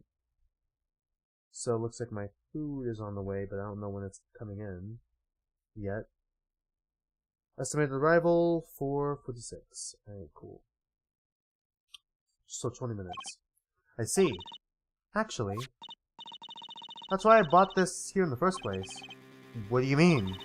When you're trying to determine if a painting is a forgery, the rough sketch underneath can be a valuable clue. So the rough sketch is like practice for the real thing. Like doing a magic trick in front of a mirror before you go on stage. But not in the case of a forgery. Not necessarily, anyway. You know what the finished product is going to look like after all. Oh yeah, I guess you would. That's why I bought this. I'm going to use it to see what's under the paint of the finished pieces. I get it now. Not that I really need to go to such lengths, seeing how one of the paintings was only halfway finished anyway. Still, if you need to see Mr. Misham's rough sketch, kind of like what he thought kind of like what he was drawing when he thought no one was looking. True, that would be interesting. Maybe valuable for a case. You should try buttering up, Apollo. I think we will get you everywhere, they say. Maybe I should ask Emma to help us out, alright? Do we present it again? Do you want to see me do it again? Emma, about this painting behind the dresser there. Ah, yes. What do you think? Yeah. Okay, whoops. I guess we present this painting? Landscape. I kind of wanted to see the rough sketch under this painting. And I was wondering if your tool there might do the trick. Oh, fine. Just this time, though. Let's check it out. Alright. Well, yeah, we're obviously going to this one.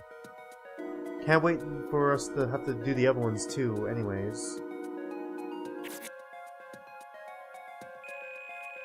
Alright, we rub one out.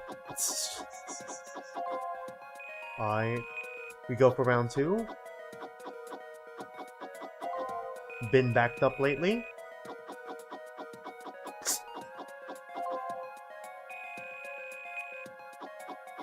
We've been really backed up.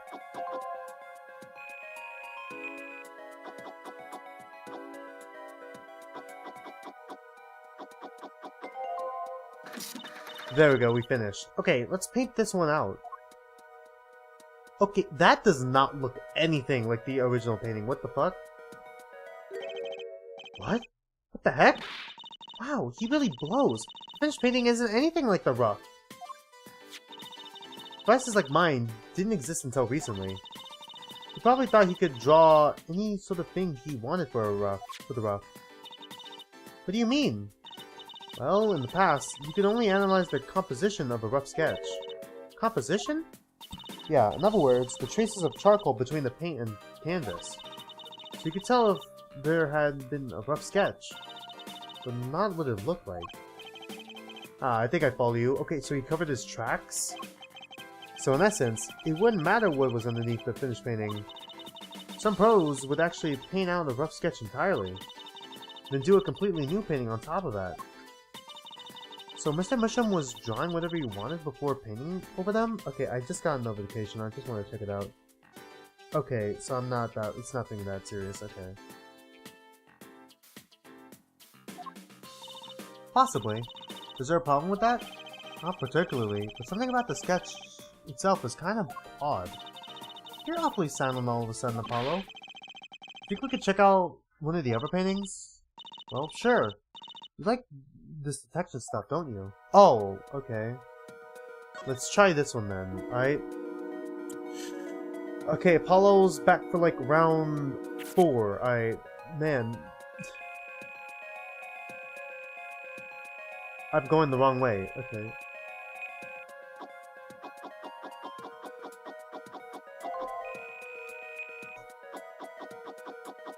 God.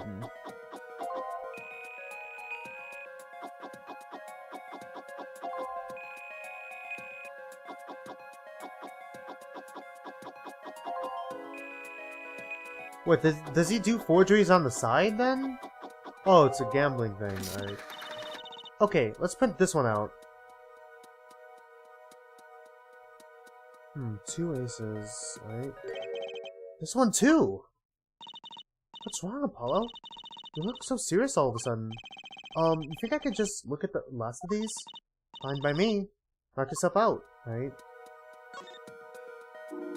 We rub one out again. Alright, Apollo is really backed up apparently, alright.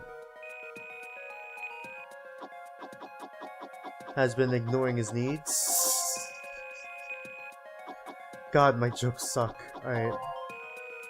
Hey, succubus, suck on this. Alright.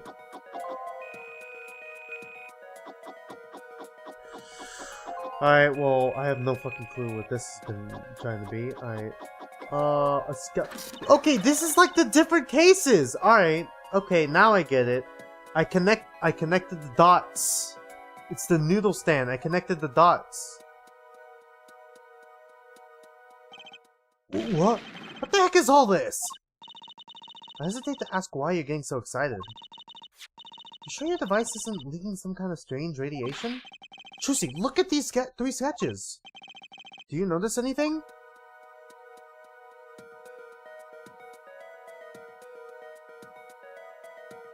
Why would he sketch these out, instead of just painting them? Ah! They're... Now you're both white as sheet. What's going on?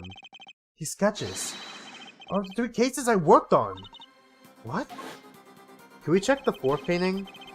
The murder in the poker room at the Borscht Bowl Club. The dead man pulling the noodle stand. And then...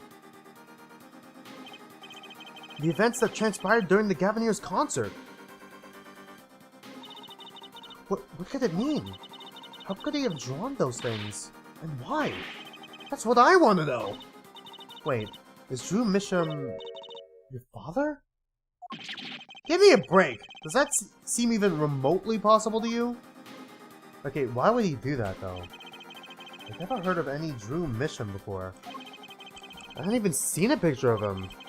But there were my cases drawn on the canvas. Every single one of them!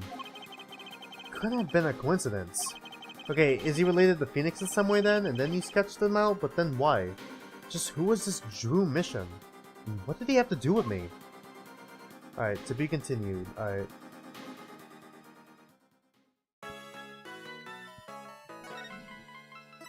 Okay.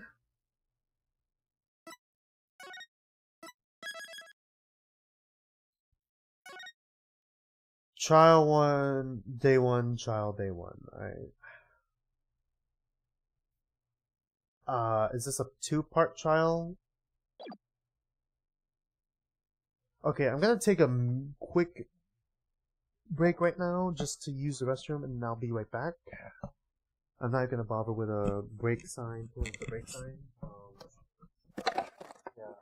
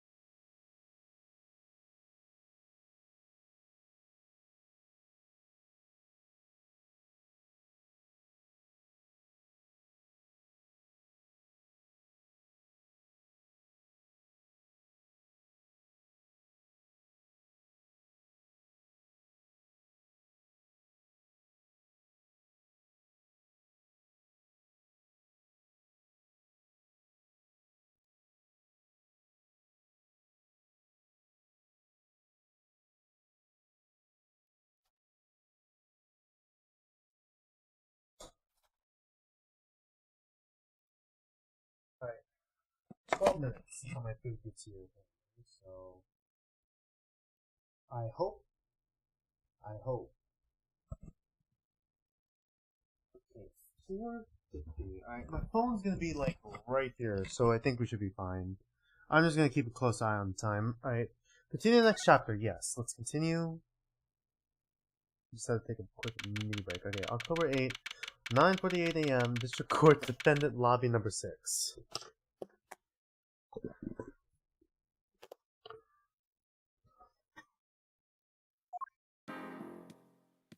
Okay, good morning. Yeah. So you're Vera, right?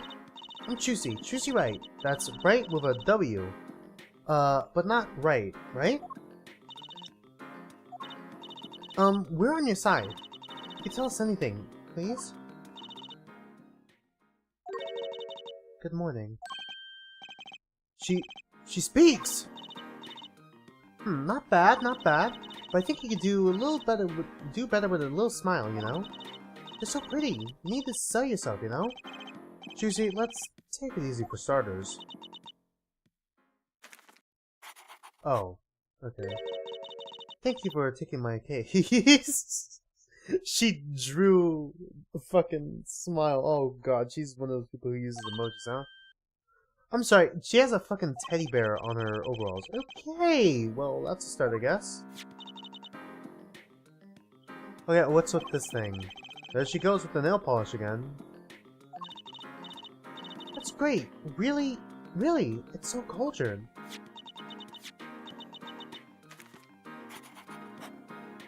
She drew another smile. Want to try? Oh, really? Girls. Women. Victim, Drew Misham was a forger. And a stolen painting was found in his studio. A life of crime, really. Oh yeah, finished watching, both the original Avatar The Last Airbender and the reboot. Started watching Legend of Korra. Did I say reboot? I mean the live-action show. They changed a lot in the live-action show. It feels like they took away a lot, and somehow they were less subtle with it by expositing everything. They contradict themselves sometimes with, like, saying Aang ran away when he didn't run away. He just went for a fucking walk. I guess it could be a misunderstanding thing, but Aang doesn't really try to correct them.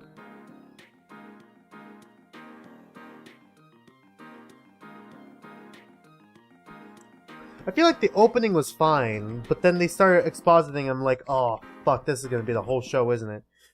They took away half of what made Katara Katara, and kind of made her look more selfish, which is kind of bad. I like the original show better still. But then again, I'm looking at the original show as this whole thing. Maybe they fix it in season 2 and 3 that's been greenlit. Legend of Korra is alright. It's an okay start. If you remember Legend of Korra, like, first season being the, like, originally planning on being the only season, it's like, okay, I see why they went for, like, the closure they did. Wish it had more episodes to really let the writers cook up a better story, but, like, it's fine. Seasons 2 is gonna be rough. I'm binge watching the whole original series of Legend of Korra. Can't wait for fucking Legend of Korra live action in, like, a few years after they finish season 3 of live action of Avatar. A life of crime, really. And maybe one that led to his death. October 8th, 10 a.m., District Court, courtroom number 3, alright? So Gavin's back. Well, we will now, begin the, trial of the very mission. Is the judge okay? His voice is all raspy, and he's looking around all nervous-like. The repercussions of today's trial will most likely be felt for a long time, and may indeed alter our legal system forever. Today is a test of the jurist system, and the first step towards a new order in our courts. Mighty secret mission! The jurists will function like a jury. Yeah? This floor here is made of floor. Nice, alright. Yeah? It is hoped their inclusion will help the courts to better reflect the people's will. Why aren't there any jurists in the courtroom? Yeah, where are they? 3 closed-circuit cameras watch this courtroom at all times. The jurists have access to everything that transpires. Okay. Jurist, Judge Well, and Judge Cool. Hey, Sebastian, is Anthony still asleep? He's busy. Oh. I really hope I didn't just wake up my roommate outside with that. Now see here, Prosecutor Gavin. I was gonna say that. Ah, well, my apologies, Herr Judge. Ahem, jurist, Judge today will coolly... Judge today's trial coolly, if you would be so kind. The jurists are unbound by the letter of the law. They don't affect the trial with evidence, but by their feelings. And we're about to find out just what effect they're gonna have. Very well, Prosecutor Gavin. The details of the case, if you would. The victim is the painter, Drew Misham. He was killed in his own studio. His coffee was poisoned. By whom, you may ask? By none other than the defendant, Vera Misham. Objection! There wasn't any poison in the coffee. A chung. Someone has been doing their homework. Indeed, poison was not present in the coffee, but on the mug itself. The mug? Ah, residue was found on the rim, I see. The autopsy report describes the manner of our victim's death. The court accepts this as evidence. Alright. Drew autopsy report, death by atropine poisoning. Estimated time of death, 9 to 9:30 p.m. Alright. According to this report, the victim's death was caused by atropine poisoning, a chemical compound that does not occur naturally. Lethal dosage is a mere 0.002 milligrams. That's milligrams, right? Yeah. A touch of atropine in the body is the touch of a reaper's scythe. Very well, Prosecutor Gavin. You may present your witness. I have for you today a simple man for a simple case. A man who witnessed the murder in its entirety. A journalist, no doubt. The witness will state his name and occupation. Ah, right. Well, for starters, my name's Spark Brushel. My job is a lone observer of the world. In other words, a freelance journalist, right? Ahem, if you wouldn't mind, I'd like to state something here for the record. Yes, Mr. Brushel? I dislike conclusions, specifically aspects of jumping to conclusions. Preconceptions make park sandbox of endless waste. End quote. But you're a journalist. You are a journalist. You said so yourself yesterday. Well, that's true, yes. But you must understand, I stand before you today as a man with a dream. I, Spark Bushel, have a dream. I'm offering you my testimony in exchange for exclusive rights to the story. Scoop turns Mr. Brushel into that Mr. Brushel, end quote. Let's hear your testimony then, shall we? A simple case, eh, Gavin? For me, the jury's still out. Yeah. Before we continue, I have to go downstairs to grab my food because it's almost here. It's 2 minutes away, apparently. And I want to meet them down there. Alright. I'm gonna get you guys some music to play in the background.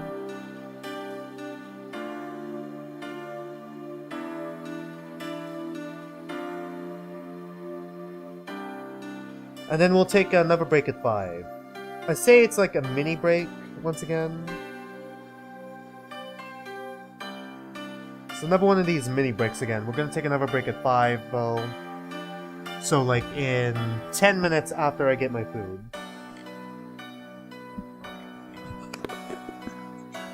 A lot of breaks to stream.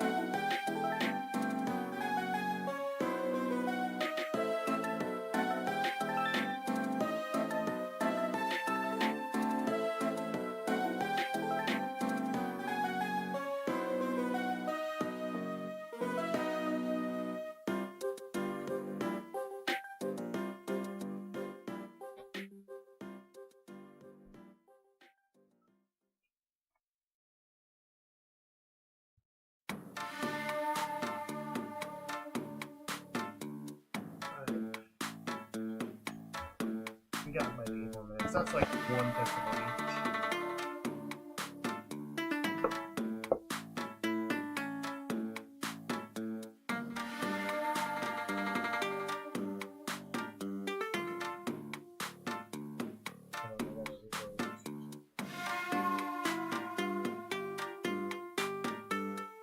Can I get this working?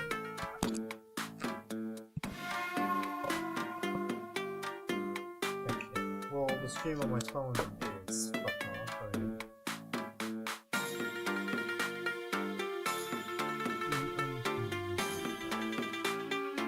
Cool. I don't know why the stream on my phone just stopped working properly. Okay, now chat will pop up on my phone.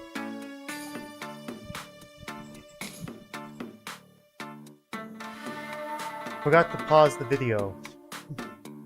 Alright, now let's continue. The journalist story.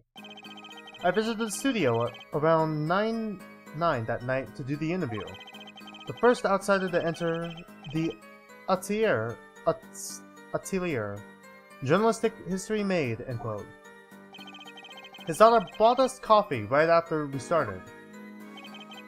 And you know what happened next? Star falls, end quote. No one entered the room besides her the whole time. It does sound like a simple case. Unless... you were the one who poisoned him. What are you saying, Judge? Ahem. Need I remind you the cameras are rolling today? I felt the need to be a bit dramatic. You didn't do it, did you? Me do a thing like that? Come on, it's like... newsmaker making the news, end quote. Or even contemporary witch hunt, end quote. I know, wild accusations rock courtroom, end quote. Rock indeed. Oh, God. Kevin sure looks like he's having fun. I'm so happy for him. Very well, Mr. Justice, your cross-examination, please. Alright. What would the contradiction be in this case? I visited the studio around 9 that night for the interview. Alright. Nothing here, nothing there. Nothing there. And then what happened next? Star falls, and quote. Alright, let's press. What's this about a star falling? Star falls, huh? It's like an old telegram. Send money, over. Zowie, you don't know? That's like a journalism code word. An important personage passes away, a star falls, get it? But there's no gravity in space, is there? I wouldn't think stars could fall, really. Does this matter? Ooh boy! This is good stuff, good stuff. How about star breaks? Nah, lacks punch. I know, star dies. Nah, lacks imagination. Of course you could go with Drew dies, straight to the point. I like it. I think we need to hear about something a little more substantial. Okay, maybe the coffee? You say Mr. Mitchum had the coffee too, but did you actually see him drink the coffee? Of course! He sees it, wins it, but... okay. He who sees it, wins, but he who says it wins bigger. End quote. I live in a man sees dog eat dog and writes about it world. Yet. I guess I can't say I saw him drink it, really. He had one so-called sip, if that. Man puts lips to mug, drinks. End quote. That poison is quite virulent, I hear. My stomach did a so-called somersault. Since I gulped down that coffee without so much as a second glance at it. Wait, maybe something's there! Some kind of so-called trick! Anyone want to venture a guess, for the record? Isn't the poison on the mug, though? Does this guy have a pause button? Well, Mr. Justice, did you find that testimony valuable? Yes, it's very important. The victim drank his coffee and then immediately fell over? Oh yes. You can go with that. Go to the press with that one. Your Honor, this is a vital piece of information. Please add it to the testimony. Very well. The witness will add this to his testimony. Vital, right. He had one sip, if that. The next moment, he was on the floor. Alright, present the mug. Objection! Please don't slap the table. I need to move my phone to the side so I don't actually hit it. You know what I have? You know what I have a problem with? A particular property of the poison used. Atroconine. Oh, Prosecutor Gavin was quite clear about the poison. A lethal dosage of 0.002 milligrams paralyzes the central nervous system. If you drink that, even you, Mr. Justice, would be reduced to a quivering pile. Why are you using me as an example? Unfortunately, we weren't told everything. There was a vital omission in Prosecutor Gavin's information. Omission? Atroconine is a virulent, he says. Hold on, let me... There we go. But death doesn't come upon ingestion, not immediately. That's because atroconine is slow-acting. Slow-acting? What? According to one forensic scientist, it's one of the most virulent poisons, but is absorbed into the body astonishingly slowly. Okay, so then the poison, who was poisoned from this, the tiny frame, right? It takes at least 15 minutes from the time of ingestion for adverse effects to show. If we suppose that the moment Mr. Misham sipped the coffee was when his fate was sealed, okay. If we suppose that the moment Mr. Misham sipped the coffee was when he sealed his fate, then he would still have had time left to enjoy his last cup of joe. Oh my god, what is that body type? Order! Order! What's the meaning of this? If what the defense says is correct, why, that contradicts the entire testimony we've just heard. Well, Mr. Brushel, anything to say on the record? Slow acting. S-L-O-W-A-C-T. Slow act. It was virulent, alright. Even then, it had already begun digging its claws into the journalist. He's working on a scoop. God damn it. It's Brushel, y'all. Herr Brushel, let's take a trip back down memory lane. Huh? Did the victim really die the instant he took a sip? Think it over. This is vital. You know what I think? I think that was a not-so-subliminal suggestion, end quote. I admit, it does cause a problem if he died when you say he died. I'd be forced to say auf Wiedersehen to my simple case. And you'd be forced to say farewell to your article. Come again? You can't write a story based on conjecture, can you? And as the case drags on, other reporters will pick up the scent. And you'll be forced to kiss your exclusive scoop goodbye.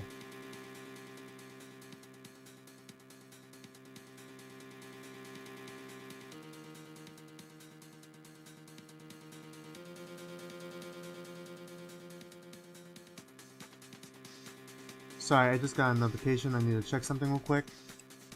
When we get to the next, thing, the next testimony thing, we'll take another mini break. God, I have that. Scoop? Scoop? Okay. Is he really cleaning his glasses with that? Okay, cool.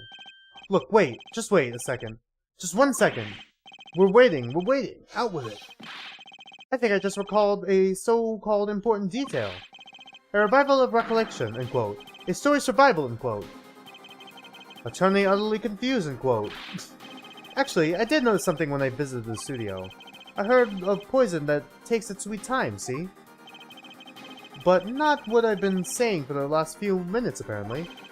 Mr. Brushel, are you saying that you noticed something that explains what happened? You bet I am. The antidote for a poisonous contradiction, end quote, you might say. Or, I still have no idea what you're talking about, end quote. I might say, what are you talking about? I figured it out, but only after an in-depth interview. See, thanks to my journalism skills, I know who poisoned that coffee. Right. Order, order, order!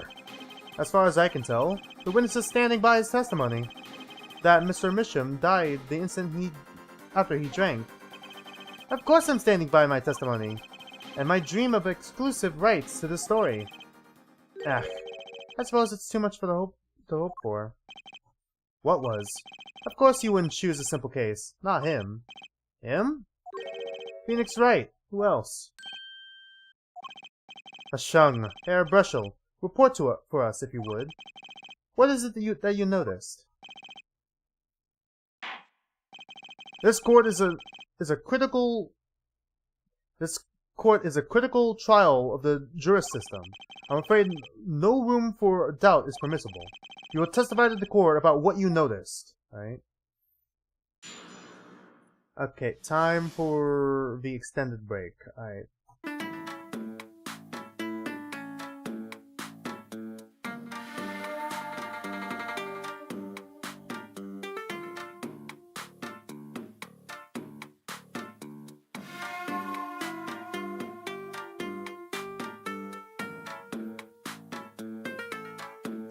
I think 15 minutes is like a good break. Let me just get the focus period up on here so we can see.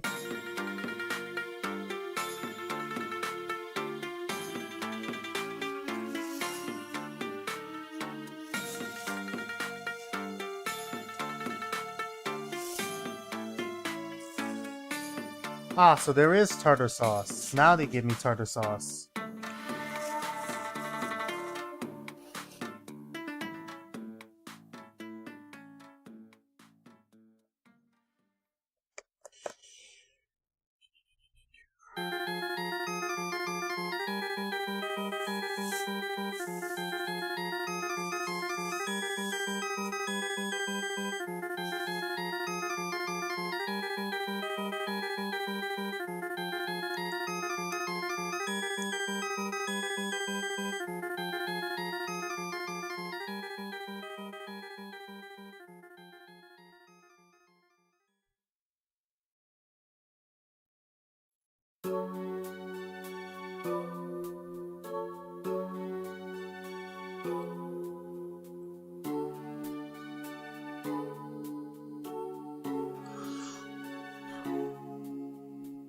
Oh, I forgot to start the fucking focus period. Hold on. If I click focus, it should bring up a timer. Alright, yeah, upper right corner is fine. Alright, now I can eat.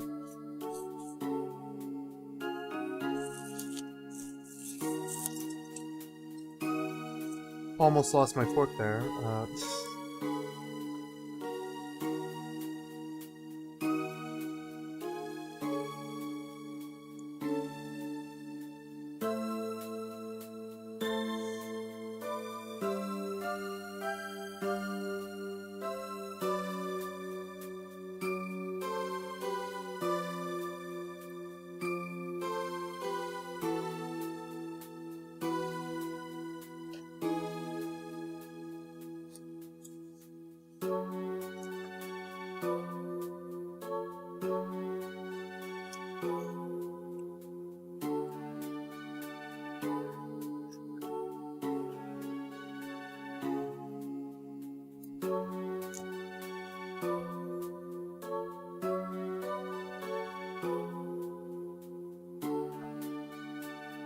Yeah, I'm just taking a little break just so I can get some dinner. Did not really eat that much today.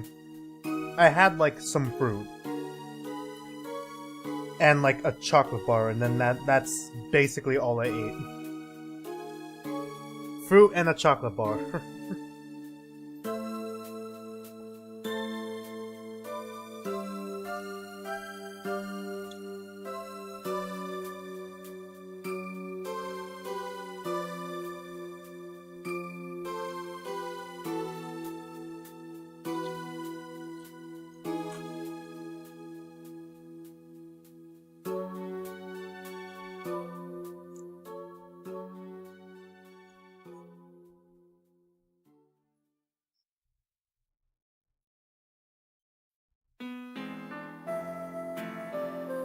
Oh, it's the Animal Crossing song, alright.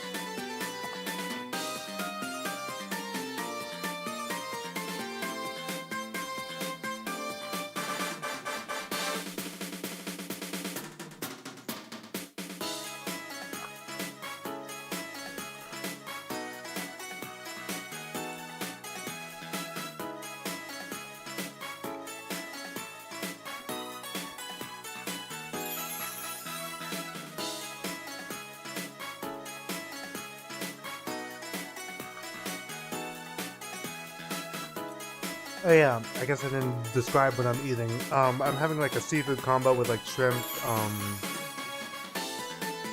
some tilapia, and then like chicken katsu.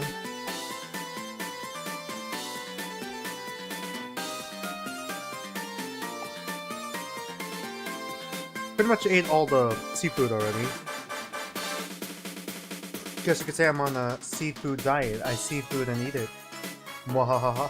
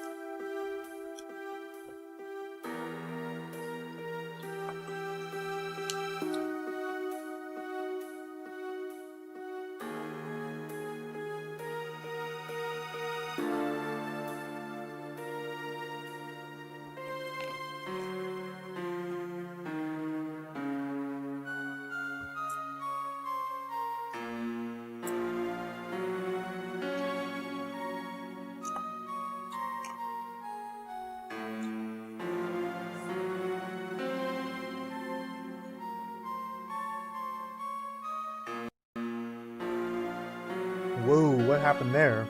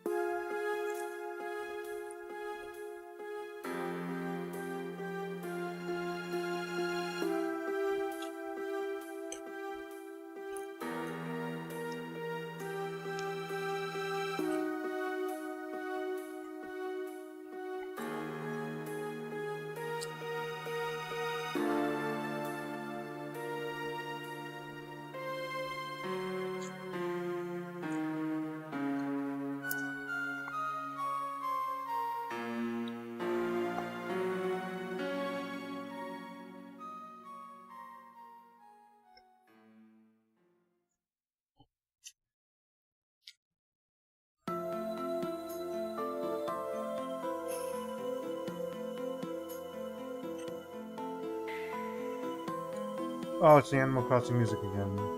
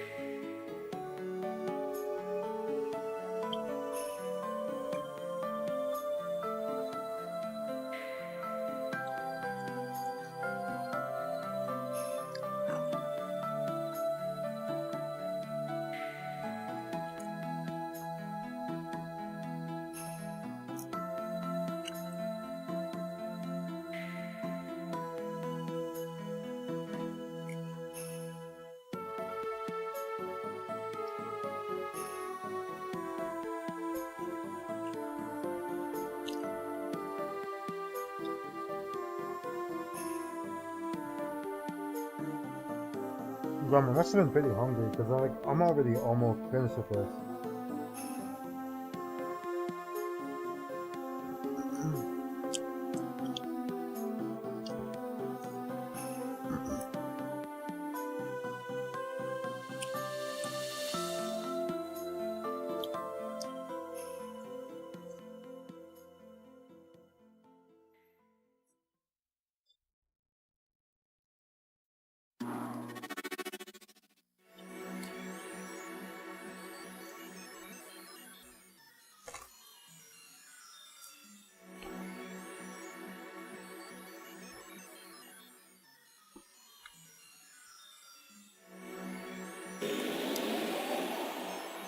Yeah, we have 4 minutes left and break? Damn.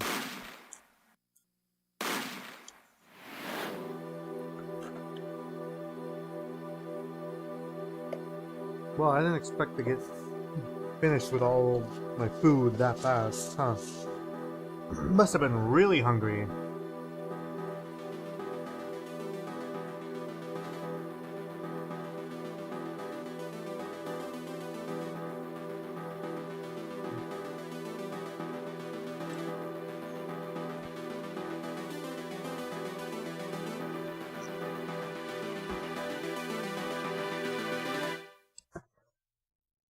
How much time do we got? We got 3 minutes.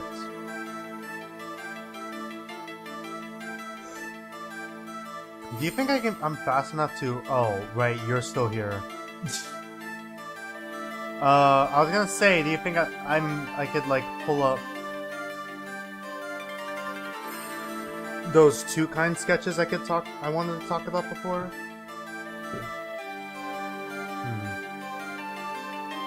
I really don't want to actually talk about it. Let's talk about it a little bit. I just have this up, just in case. I think there's something more important I kind of want to talk about. Oh yeah, the poll. Basically, I think it was a bit of a mistake in hindsight to play through, like, most of, like, DMC Devil May Cry till we're, like, on the last 2 missions, which means, like, I'm assuming a boss fight against Mundus and maybe a boss fight against Virgil, because Virgil's been giving me evil vibes, but, like,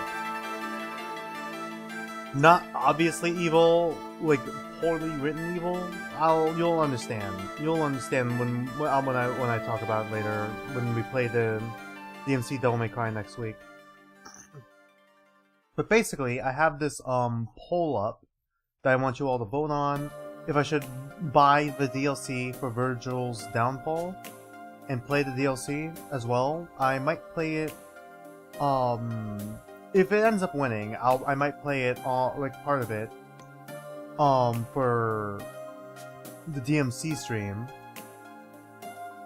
If not, we could just skip to DMC 5, or we could finally start the Subject 9 webcomic. Right now, DMC 5 is winning. Go ahead and vote. Thought I might as well just, say that real quick. And yeah, thanks for listening. Something else I wanted to talk about, I guess, because I really, really, really want to avoid the fucking 2 kind sketches that I want to talk about, because I really don't want to mention 2 kinds outside of, like, the 2 kind streams that much. Is that I updated my fanfiction Phantophobia, and it's in the description below. Go ahead and read it. It's more like a teaser for, like, the next part, but I'm putting that fanfiction on hiatus because I've been working on that fanfiction for the last couple years. There's 2 reasons why I did that. One, I just want to work on something else, of course. I've been working on it for the last couple years, so it's like, kind of want to take a break from Phantophobia for a while. And 2, the timer's really distracting. And 2, the final chapter for Your Turn to Die isn't out yet. I kind of want to, like, let the game get, like, 1 chapter ahead, if that makes any sense, so I can, like, incorporate some references and, like, some foreshadowing stuff for, like, my main story into my writing. So yeah, I've updated my fanfiction Phantophobia one more time. It's once again in the description below. Go ahead and read it if you're interested. It's a crossover fanfiction between Your Turn to Die and Zoophobia, where Zoophobia is, like a webcomic made by Viv,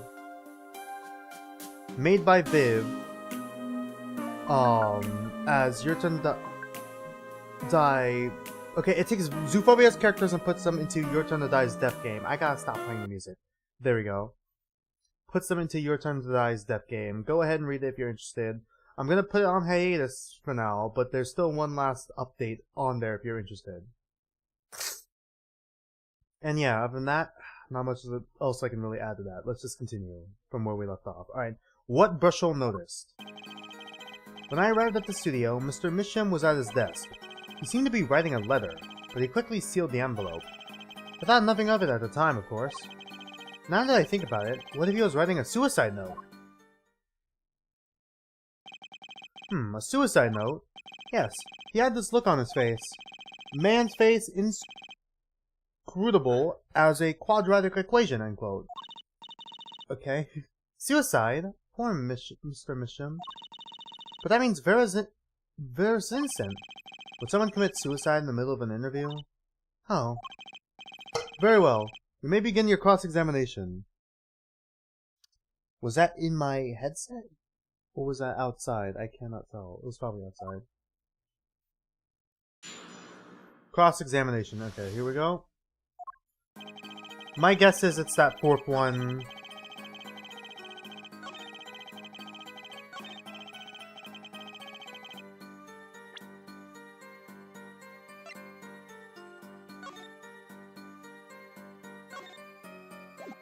It's this, right?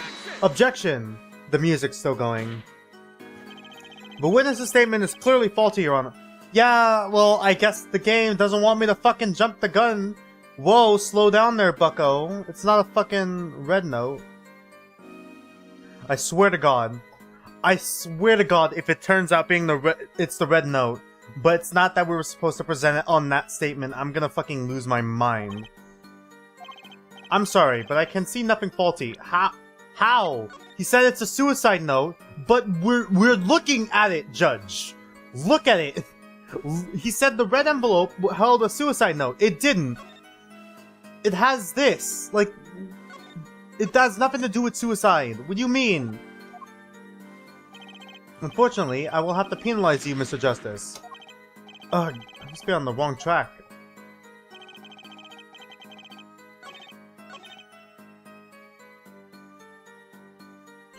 Did he know what type of letter? Can I push on what type of letter it is? I don't know.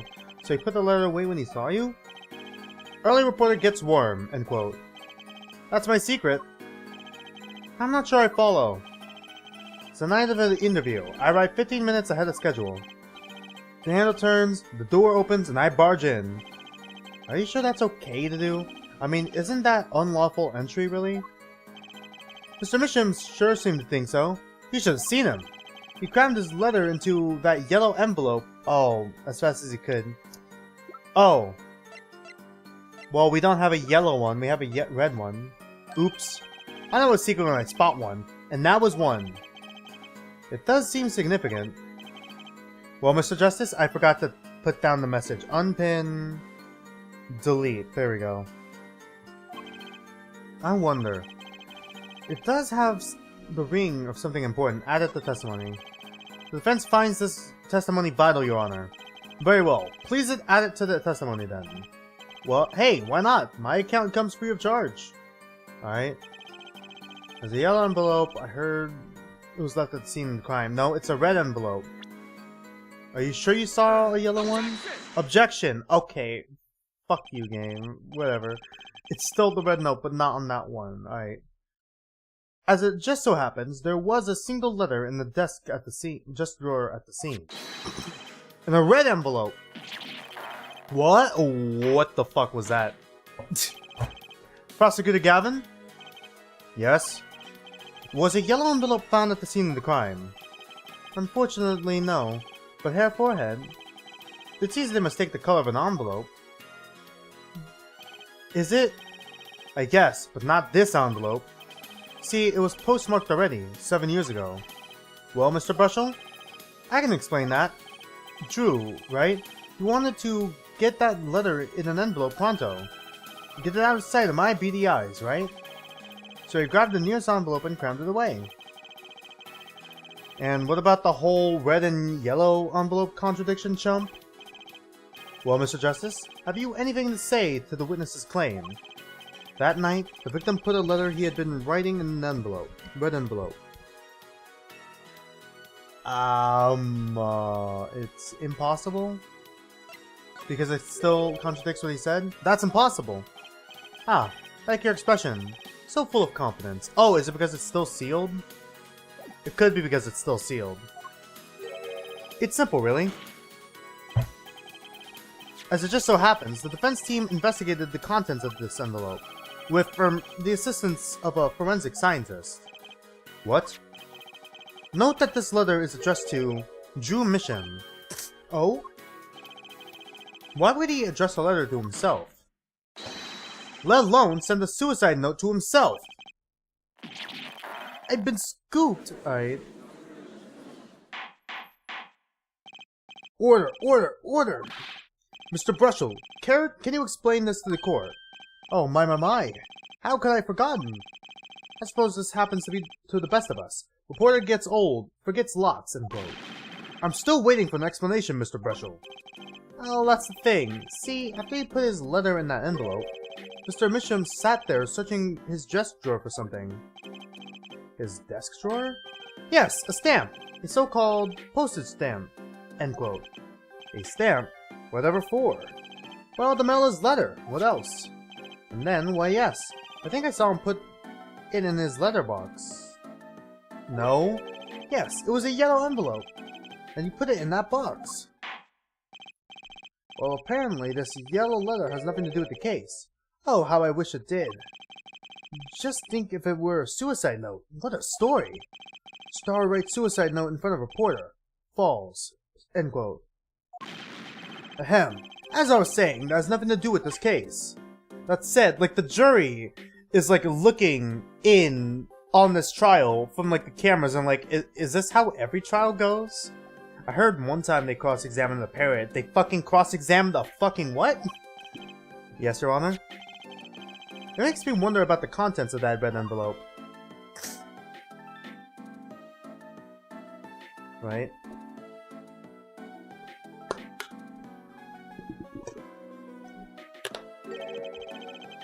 $100,000 is quite a good deal of money.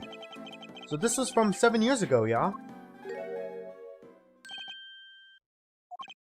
So, am I finished? Here, I mean. Am I finished here? I was thinking of, you know, going home to start writing. Okay, did he realize something? Does it connect to the case 7 years ago?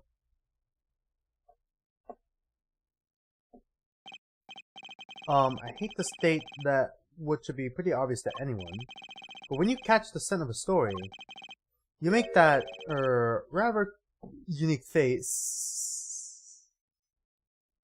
Just sniffs it out. Come on! Attorney has active imagination, little else, end quote. Even I noticed something, and my eyes aren't what they used to be. You know, I'm starting to understand what all this perceiving stuff is about. I can perceive you, here's what you're gonna do. Judge has active imagination, end quote. Please continue with your testimony. Tell us about the scent of the story. Hey, I'm the one asking the questions here, usually. Witness testimony. Do people really clean their glasses with, like, a toothbrush? I've never seen that. Actually, it took quite a bit of work to get a thumbs up on the interview. Reporter leverages story, gets his interview, end quote. Story concerned a certain case from 7 years ago, of course it did. That red envelope probably had something to do with it. Say what you will, but Drew's talent was without compare. Right? So you're threatening to go to the press with this story. That's how you got your interview? Blackmail? Oh yes! Oh, I mean no! No! It wasn't exactly black. I mean, I'm not, Something wrong, Mr. Brushel? Look, this is my story, my tidbit. Journalist info is livelihood, end quote. I see. While you have me chatting away in here, what's going on out there? What if some Wally Wordsworth or Sally Scooper It's one of my story. It could be going to the press while I'm going to waste. The court feels your pain, Mr. Brushel. Mr. Justice, let's pick up the pace. A certain case 7 years ago. Wait, 7 years ago?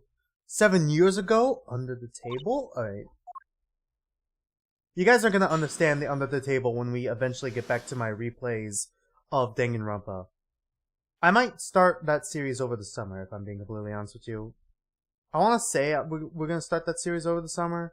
It depends on when we finish this Ace Attorney series. Or at least this trilogy. Son of a story. Alright. Oh, fuck me. Really? We're perceiving now? Reporter leverages story. Okay.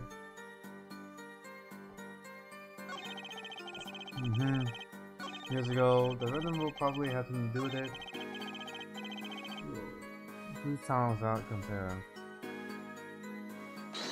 Okay. Juice talent is without compare, alright. Well, the Juice talent was without compare. Okay, I thought it would be his nose. I hear it again. Maybe it has something to do with the brush. Say what you will. Baju's talent was without compare. Hear it again. Maybe his fingers? Well, Baju's talent was without compare. Alright. But then something else. Here again. Fuck. Is his other hand? Is his pocket? Like.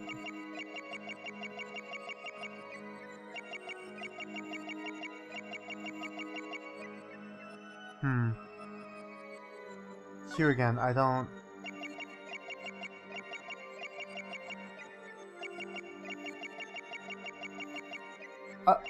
What? I'm sorry, did he just get sweaty? What? Here again, I guess he gets sweaty. Cool. Nice. Gotcha! You get fucking sweaty armpits. Sweat much, Mr. Brushel? Yeah, well... a man can't help his glands, you know. It's more than that. When Mr. Misham's talent was mentioned, you suddenly began to sweat buckets. Ah! You're hiding something about his talent. What? That's ridiculous. Evidence time, alright. Evidence time, justice time. My favorite part of Ace Attorney Apollo Justice is when Apollo says it's justicing time and just justices all over the place. Alright. Let's show where Mr. Misham's true talent lay. It just so happens I have evidence showing the talent mentioned in that letter. Is it the hidden painting? Or, like, what do you mean? Oh, fuck me. Alright. Is it the hidden painting, or is it one of the other ones? With the fucking sketches? I don't know. It could be either. Alright, let's try hidden painting first. Take that! This painting was found in Mr. Musham's studio. There are two problems with this painting. The first is that it wasn't painted by Mr. Misham. Second is that there was another painting in the studio, which looked exactly like this one, except it was only half done. When we have a letter discussing a payment of $100,000, which suggests a certain business operation. The business of making forgeries! Aruga! What is this?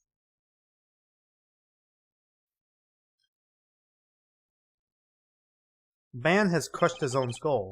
That is all, Your Honor. God, how are the characters getting more ridiculous in the fucking sequel series? Everyone, please everyone! Can we keep this private, please? This is my story, my scoop! Forgery. That's a serious crime. Drew Misham is known as an artist these days. But there were rumors that he dabbled in another kind of art a few years back. Another art meaning forgery? Drew Misham was talented, alright. Talented at making precise, detailed fakes. The fact that was certain criminal elements were quick to discover. Criminal elements? What? You can't seriously be talking about... Exactly. I'm talking about forging evidence. Oh, really? Rumors started circulating 7 years ago. So 7 years ago? So, are we to understand that this letter, this payment of $100,000 was for... Exactly! Forged evidence! Nets tidy profit, end quote. Really? Order, order, order! Why, it's like our victim was living a double life! Aha! This is my chance. So the victim had ties to the criminal world, right? He could have had plenty of enemies we know nothing about. This is my first time hearing of this criminal world. We certainly found no criminal connections when we concluded our investigation. But how do you explain all this money? You have to admit there's a possibility of some illegal activity here. They're just tossing around objections like it's a fucking tennis ball. But there is no proof tying this letter to our case. Our case was, and remains, simple from the beginning. Only the defendant could have possibly poisoned that mug that night. And you, of course. Hey! The only thing I poison is my pen, when I'm writing reviews! Like on Kung Fu Panda 4. I have not seen Kung Fu Panda 4, but I heard it's mediocre. The fact that Awkwafina voices a main character in it is not exactly promising. The fact that the Furious 5 were like written out of the story. Hell, even the fucking trailer, when Master Shifu said, you need to stop being, you know, the Dragon Warrior, make a successor, instead of having just Poe come to that conclusion himself, is just backpedals on the third movie's ending, where Poe says he's all of those things, you know? A teacher, a student, a Dragon Warrior, a panda, that sort of thing. Really not a good sign. It doesn't speak well of your reporting acumen. What are you talking about? My journalism is rock solid. Journalism so solid you could stand an elephant on it, end quote. In any case, let's hear a summarized recap of your testimony. If we can ascertain the situation in that studio, from the recap, the trial is over. Apollo, what's he talking about? The cross-examination showed Mr. Brushel didn't have reason or means to poison him. As long as there's no other suspects, then the killer had to be Vera. That's what. This next testimony is our last chance. Mr. Brushel, your testimony, please. Alright. Witness testimony. Cool. The interview, a recap. The only other person in the studio that night was the defendant. It was Vera who poured the coffee. She admitted as much herself. The only thing that touched Drew's lips during that interview was that mug. And nothing left that studio after he died. Nothing. Clearly, the only one who could have poisoned him was his daughter. A nice testimony. Clear, succinct, and without room for doubt. Aw, shucks. You really think so? I believe this clarifies the situation that night. Very well, Mr. Justice. You may begin your final cross-examination. Right. I still have one trump card left to play. I won't let this trial end until I use it. Alright, do we have to proceed again?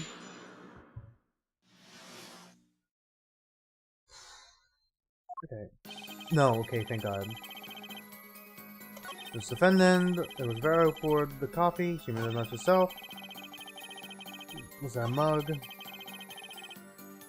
Nothing left that studio after he died, nothing. Okay. Press. Hold it! Not one thing. You sure? Yep, sure as sure can be. Well, with one exception. One exception? What? Journalist Spark Brushel does interview, leave studio, and quote. Come on! It was a joke! Get it? Not funny? I know, what's to do? This is a murder trial. Someone's been murdered. Did something leave the studio that night? Why does that sound familiar? Where have I heard something like that before?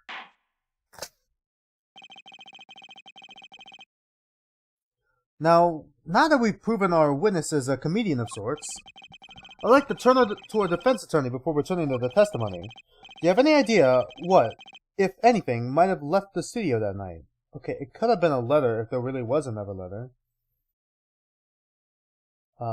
Just one thing. I think one thing might very well have left the studio that night, actually. A certain something that has vanished from the crime scene. By which you mean... something other than our witness. Of course. Don't tell me. Vera Mission? Believe me, any comic relief I may provide is entirely unintentional. Then let's see what you've got for us, Mr. Justice. Well, this thing wasn't at the scene of the crime, so I can't show it to you. But I do have evidence that shows how it could have been taken from the scene, alright? So it is the letter. He did mention the letter earlier. Take that! This is the only link between the studio and the outside world. A letterbox? What did Mr. Brushel just tell us? When he entered the studio on the night of the murder, the victim had just finished writing a letter. Yeah, I said that. And yeah, it was true. Furthermore, you went on to tell us that he put the letter in a yellow envelope and put it in the letterbox. Ah! But that very same letterbox was empty. In other words, that night, the yellow envelope disappeared. Objection, please don't punch the wall. Ah, yes, intriguing. So an envelope has disappeared from the scene of the crime. Of course, this changes nothing. Huh? He has a point, Mr. Justice. What we're trying to figure out here is how the poison got into Mr. Misham. It's really important that this envelope the witness says he saw disappeared. Well, if it did disappear, then something did leave the studio that night. That seems very important to me. Very well then, the witness will add this to his testimony. Okay. You got it! I still think this fails to change anything, Hair Forehead. I wouldn't be so sure. The letter disappeared from the crime scene that night. This is exactly the opening I've been waiting for. Oh my god, are we gonna open up this fucking frame and then it turns out it's a fucking yellow letter? I really hope not, because that'd be so dumb.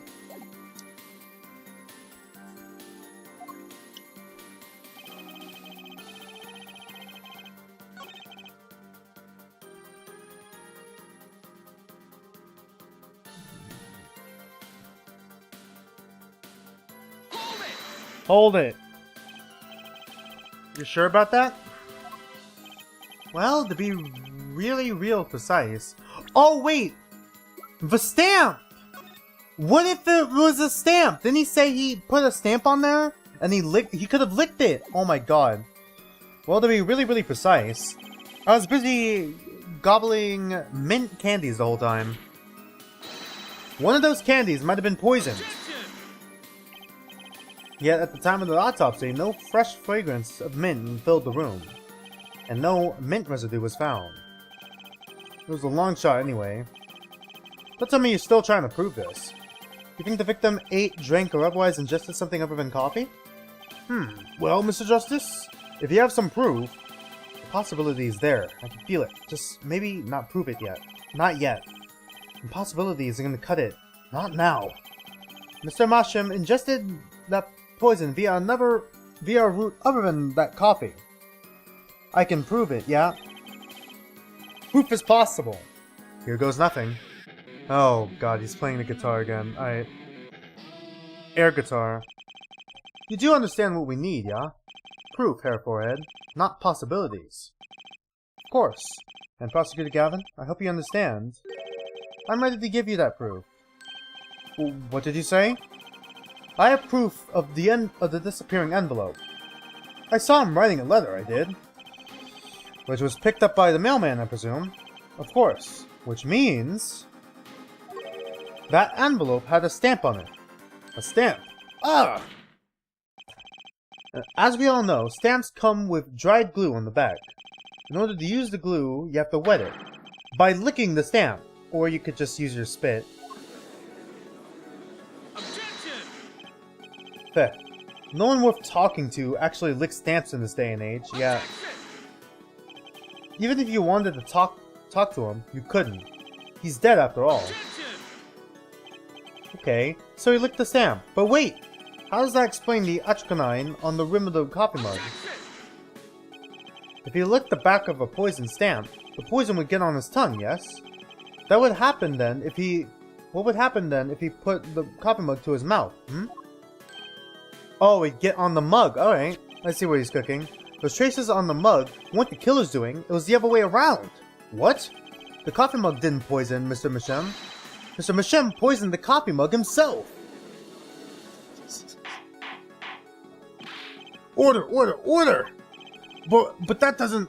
does it? Recall, if you would. Atropine is a slow-acting poison, yes? The poison entered his body when he put the stamp on that envelope. But his time wasn't up until the very moment he touched his lips to that cup of joe.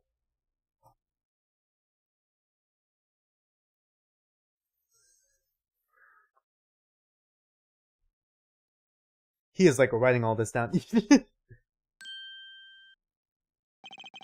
You have something to add, Mr. Brushel? Uh-oh, his nose is picking up another scent. As I believe I mentioned earlier. Oh god. Well, that's the thing, see? After he put his letter in that envelope, Mr. Misham sat there searching his desk drawer for something. Yes, a stamp. A so-called postage stamp. End quote. But you know, I don't seem to remember him ever finding one. Maybe he'd just run out? Incidentally, we searched the desk drawer at the scene of the crime. There were no stamps. Not a single one. Alright. That does pose a problem. Alright, I think I see where this is going. How will you prove that the stamp was coated with poison? Actually, I'm glad no other stamps were found. It makes proving the stamp he used was poison possible. Good show, good show! You can't even prove there was a stamp in the scene in the first place. Jolly good show! I can't say it. I can't do Pop's voice. Fuck, I'm supposed to be doing a muscle man voice for Clavier, right? My throat is too sore for that, though. Well, let's hear what the defense has to say anyway. What's your evidence that this proves the existence of the poison stamp? Alright. Take that! Well, that certainly is a cute little frame. And by little, I mean really little. It was on the victim's desk, Your Honor. Quite empty, as you could see for yourself. I noticed that too during my inspection, so what? Ah, apparently you weren't as observant as you should have been. You see, when you saw this frame, it was missing something quite important. Missing something? Yes, a pale bluish stain on the inside of the frame. Atropine residue. What? Why wasn't I told about this? The frame is only 2 inches square. The face of the frame is even smaller. Maybe an inch wide at most. You aren't saying... Oh, but I am. Tell me, what fits in such a small frame? A commemorative stamp, perhaps. Order! The poison stamp was in this frame? God damn it. Impossible. Prosecutor Gavin! Why would he put something like that in his desk? On his desk, right? Don't tell me he had it there so he could commit suicide if the mood struck. You know, can I say something? I had a thought, see? What, Mr. Brushel? And please stop jitting around like that. The victim was a forger, right? There's a lot of money in that line of work. Forger's friends makes enemies too, end quote. So the poison stamp might have been a murder weapon aimed at him. Alright. God damn it. Oh, rich. That's rich. Leave the ridiculous fights of the fancy to the Gavineers' song lyrics, please. Finally, something we agree on. The stamp was a murder weapon? Nonsense! Murder is a simple business. Who would go to such lengths? No one. Oh, I disagree. Come again? Recall, if you would, the victim's reclusive lifestyle. Drew Misham hid from the world. He avoided meetings. His only contact with the outside world was the mail. But mail! Now, if you wanted to kill someone you couldn't meet, but you knew read letters, a stamp would be the perfect weapon. Ridiculous. Where's your proof? I want proof. Show us evidence that this poison stamp was sent to him as a murder weapon. I might not have evidence, per se, but things are finally starting to come together. Oh yeah, it's all coming together. Alright. What is it, Paulo? Your fists are trembling. I think I know what happened. I don't believe it, but I can see it. Which...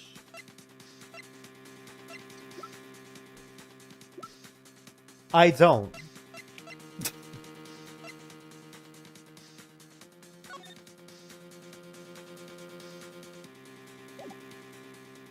I'm not sure if I see it. I might connect the dots if I think about it, though. Unless it's the red envelope. It could be the red envelope again. I think I know how Mr. Mishram was killed. Well, fill us in, Mr. Justice. A certain piece of evidence points to the truth, Your Honor. Papers to send the enclosed envelope with the enclosed stamp within 3 days. Okay. I can show you how someone with the intent to kill sent Mr. Mishram the stamp of death. Yeah, okay. It's the letter, right? Take that! Isn't this the envelope? The one from 7 years ago? Think about the text of the letter again. God, I can't words right now. Bad with words right now. There are 2 pages in the envelope. This is page 1. And this is page 2. I want to draw your attention to one phrase in particular. Send in the enclosed envelope with the enclosed stamp within 3 days. The enclosed stamp, Your Honor. Ah! In other words, if I have this straight, the stamp, poison, on the stamp, lick, lick, gasp, end quote. Now, what if he had done exactly as the letter asked? He would sign the document, put it in the envelope, and put the stamp on it, right? Then he would put it in his letterbox. 15 minutes would have elapsed between affixing the stamp and mailing the letter. But the clock started ticking when the time came, he drew his last breath. The murder weapon would be taken away from the scene. Quite conveniently, thanks to the postal system.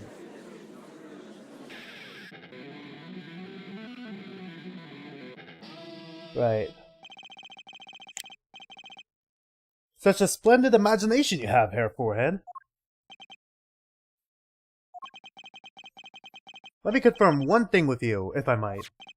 So, this poison stamp was inside this envelope from 7 years ago. Yeah? Is that what you'd have us believe? Really? Well... It is a little bit of a stretch, but there's a possibility. Yes, a very small possibility. How small, I wonder? A poison stamp in this envelope. Stamp that then became the murder weapon. How do you intend to prove this seeming coincidence? Well... it was 7 years ago, and we don't even know who sent that letter. And your answer is silence. I see. Very well. I move to... It's nice to pick on the Fräulein Clavier. What? What? You're supposed to be in prison! Oh, okay. Emma! Okay. What? Was it fucking disguise? Well, like my Christoph Gavin impression? Did I sound like him? Don't quit your day job. Don't you have a crime scene to be looking after, Fräulein Detective? Someone had to come dig you all out of the mess you're making of this case. Mess? You know, none of this would have happened if you just trusted in science a little more. You can find out if that stamp was in the envelope easy. Care to explain yourself, Fräulein Detective? Oh, do we just check inside the envelope and see if there's residue of the poison? Glare at me all you want, but science is on my side. It's all in the residue, right? That's right! The poison detection spray! Produce the red envelope at once, alright? You can open it on the authority of the court. Alright. There we go, found it. Well, would you look at that? No mistaking it. That's the atrocinine residue. Yeah. I don't believe it. Believe it. A murder weapon from the past. Now 7 years later, it bears its fangs at last. Alright. Absolutely outrageous. Tell me why. Ain't nothing but a heartache. Why didn't this murder take place 7 years ago? Well, there's one possibility. maybe Mr. Misham figured it out. Figured what out? He realized that the person who sent the letter wanted him dead. So he sent his reply with a different stamp. And put his decisive evidence in a frame. Hold it, but then why would he use it to die then? Ah, you're still here? Can I make a statement here, on the record? I, Spark Razortooth Brushel, claim this scoop is mine. Drew Misham killed in cold blood by sender of 7-year-old letter, end quote. No, maybe something more succulent. Star falls after 7-year delay, end quote. God. Alright, he ruined it. He ruined the moment. Alright. Order! Order! Order! I see no room for further argument here. Though I admit, this is all coming as quite a shock. To think that the murder weapon reached its mouth after 7 years. Stamp his ticket straight to the afterlife, end quote. Uh-oh. I think the witness is a bad influence on our judge.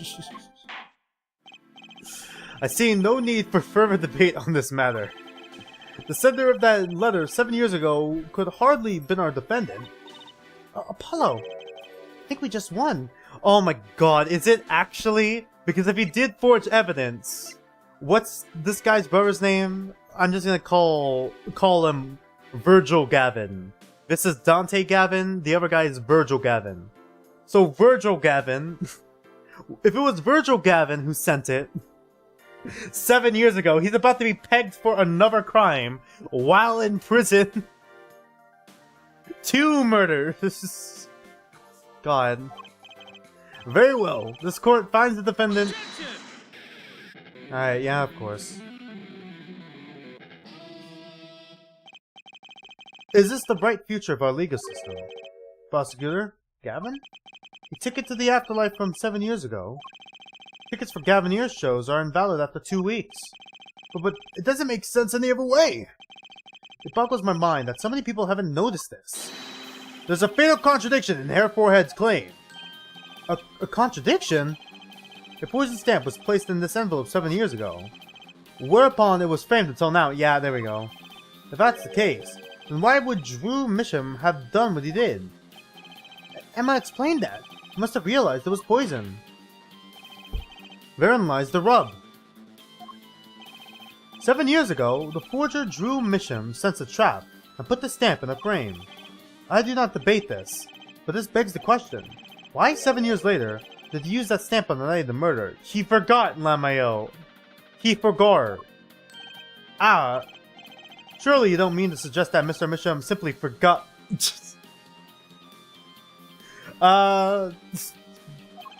He put the murder weapon in a frame on his desk for 7 years and forgot? Why didn't he just fucking throw it in the garbage?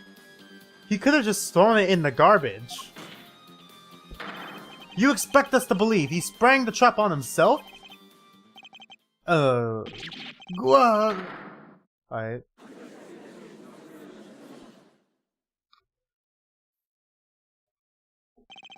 While I admit this is all quite shocking myself, it does seem highly unlikely he would fall afoul of a trap that had been sitting on his desk for 7 years. Apollo! I don't think we're winning it anymore. Are you winning, Apollo? No. I'm glad to see we're all back in the real world now. Welcome back to reality! Oh, there goes gravity. We've been waiting for you. Okay, then how do you explain the poison stamp that was in this envelope? The poison stamp? Where exactly is this poison stamp again? Have you brought it to the court for us? I see no proof that such a thing ever existed. What about the atrocinine residue, huh? Oh, I agree. That does seem to be atrocinine residue. But, Hair Forehead, it's certainly no stamp. Yeah, but even if your precious poison stamp did exist, Drew Misham would have never used it. That is all. I believe we come to a conclusion. Again. Apollo! Were we wrong the whole time? No, there's still a stamp on here. Whoops.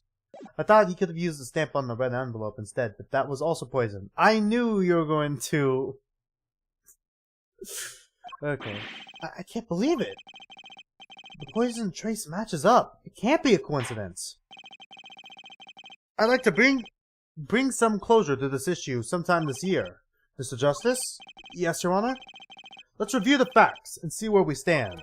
7 years ago, Drew Misham received a red envelope. There were traces of poison etchquinine on the document inside the envelope. A similar trace was also found at the scene of the crime. At the crime scene, Jesus Christ. On this tiny picture frame, the defense has indicated the possibility of a yellow envelope. An envelope that left the scene of the crime with the poison stamped on it. Alright? Yes, but even if this envelope contained a poison stamp, and Drew Misham, knowing this, put it in the frame, he never would have used that stamp, alright? I'm afraid you're right, which means there is a fatal flaw in the defense's case. I haven't been on the wrong track this whole time, I'm sure of it. Sorry, I just had to make sure. I got a notification. I had to make sure it wasn't burned.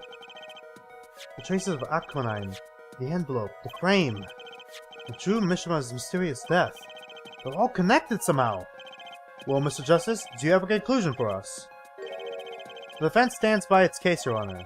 You've seen that the logical outcome of the evidence makes no sense, which means that one of our clues must be fake. Ah, a fake clue? Fascinating. If we find this fake, your wild fantasies will prove quite reasonable, yeah? The fake clue that's thrown us off the poison's trail is none other than... I don't think it's the red envelope with a frame, so... Drew? The victim was a fake clue? I'm afraid I don't understand. I'll explain. We have an envelope, a frame, and a mug linked by poison. That all makes sense. What doesn't make sense is the victim himself. Congratulations, you've completely lost me. That is like me. Me in class. Congratulations, you've completely lost me. When the teacher says something that makes no sense, congratulations, you've completely lost me, alright? So the fake evidence is none other than Master of Fake himself, the forger. It makes a good story, I'll give you that. He's writing on his arm so fast right now. The fake clue, fakes, forgeries. Ah! I know that face. That's the face. That's the I just had an idea face. I don't know if I'm right, but I'm going with it anyways. What if our forger is the fake? Come again? 7 years ago, our forger sniffed the trap and stepped aside. 7 years passed. Now the forger stumbles up into that very same trap and dies. Why? That's what I want to know. Because the forger forgot who was killed. Because the forger who was killed was a fake. Here we are again. The victim was a fake. What?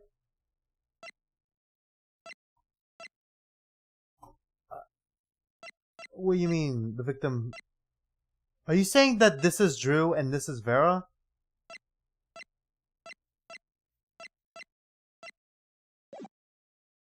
Or the victim was innocent of the forgeries? One forger smelled the trap. One forger fell into the trap. Okay, makes sense. That's two forgers, and one of them was a fake. Oh my god, then that means... It was... So Vera was the real forger. Wait, wasn't she like... She would be like... 14! No, I can't math. She'd be like okay, no. She'd be like 12. What the fuck is up with me in math? I guess I can't math good anymore. She'd be like 12 when she's forging paintings and evidence. What do you mean?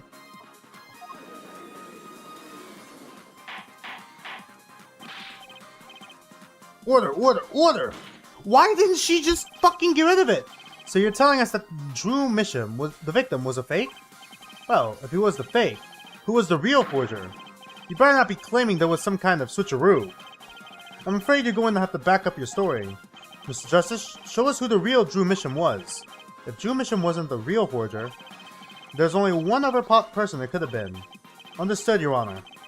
Drew Forger Misham was himself a forgery. The real forger was... okay. Take that! It was Vera. There can only be one explanation, really.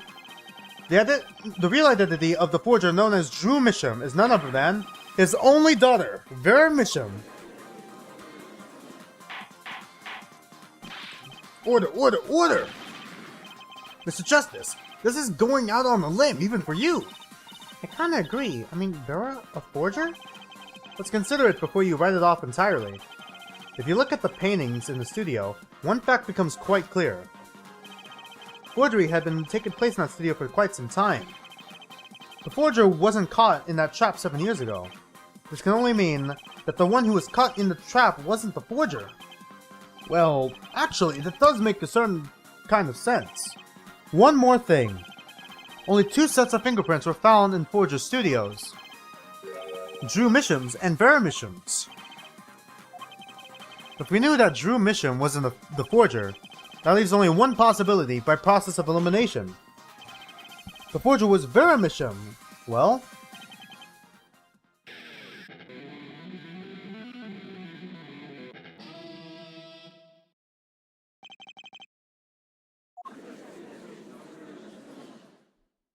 there's no fucking way.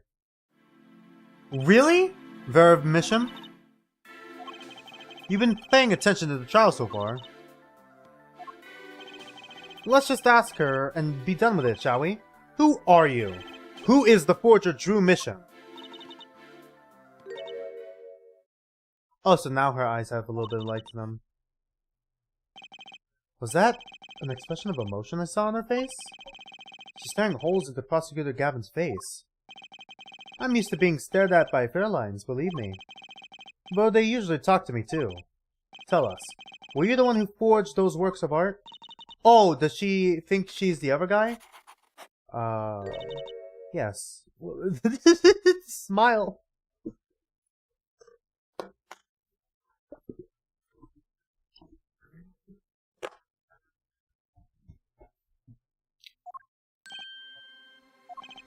So the forger, Drew Misham, was you? Is she gonna be draw another smile? Oh, yes, it was me. With a tear, Yes, it was me. What? What?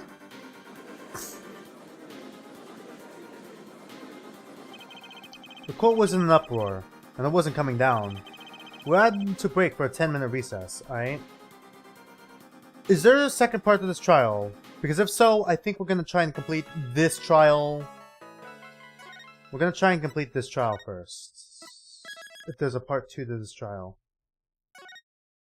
Okay, yeah, there's a part 2. Alright, we're continuing it. Let's continue it until we get to, like, the next day. October 8th, 1:24 p.m., District Court, Defendant Lobby number 6, alright? Okay. So, where exactly does this leave us, Apollo? Well, the Drew Misham who was killed wasn't Drew Misham the forger, basically. Huh? Well then, who was he? Well, he was actually... Great. Doing her nails. So, you really made those forgeries?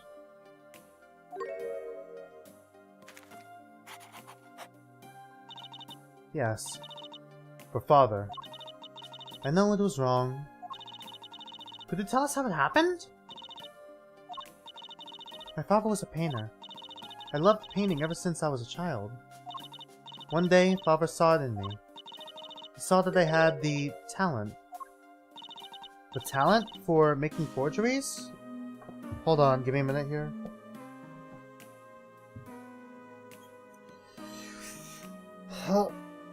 Just trying to stretch out my back real quick.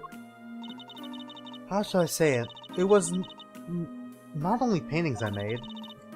Given the materials, I could make anything. Oop. Whoops. Anything. Father was so proud, and I so happy. So then, forged evidence, But, in the end, I was making those forgeries. I've never had a good constitution, nor personality. I know very little of the world outside my door. Now, because of me, Papa is... Do you know about this red envelope? I remember that envelope. It was some time ago. So you were already creating your works back then? I started when I was only 12 years old. Okay, yeah, there we go, I knew it. So the one who figured out the stamp was poisoned, that was... Mr. Justice, it's time! To the court, please! Okay, it's justicing time. Right. Out of time. Wait, Farah, just one more thing, please.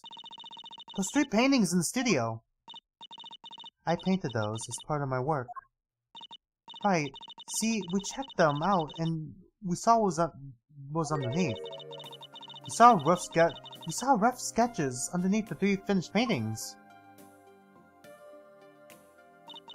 I see. Mr. Justice. Yes? Father, he knew of you. Of both of you.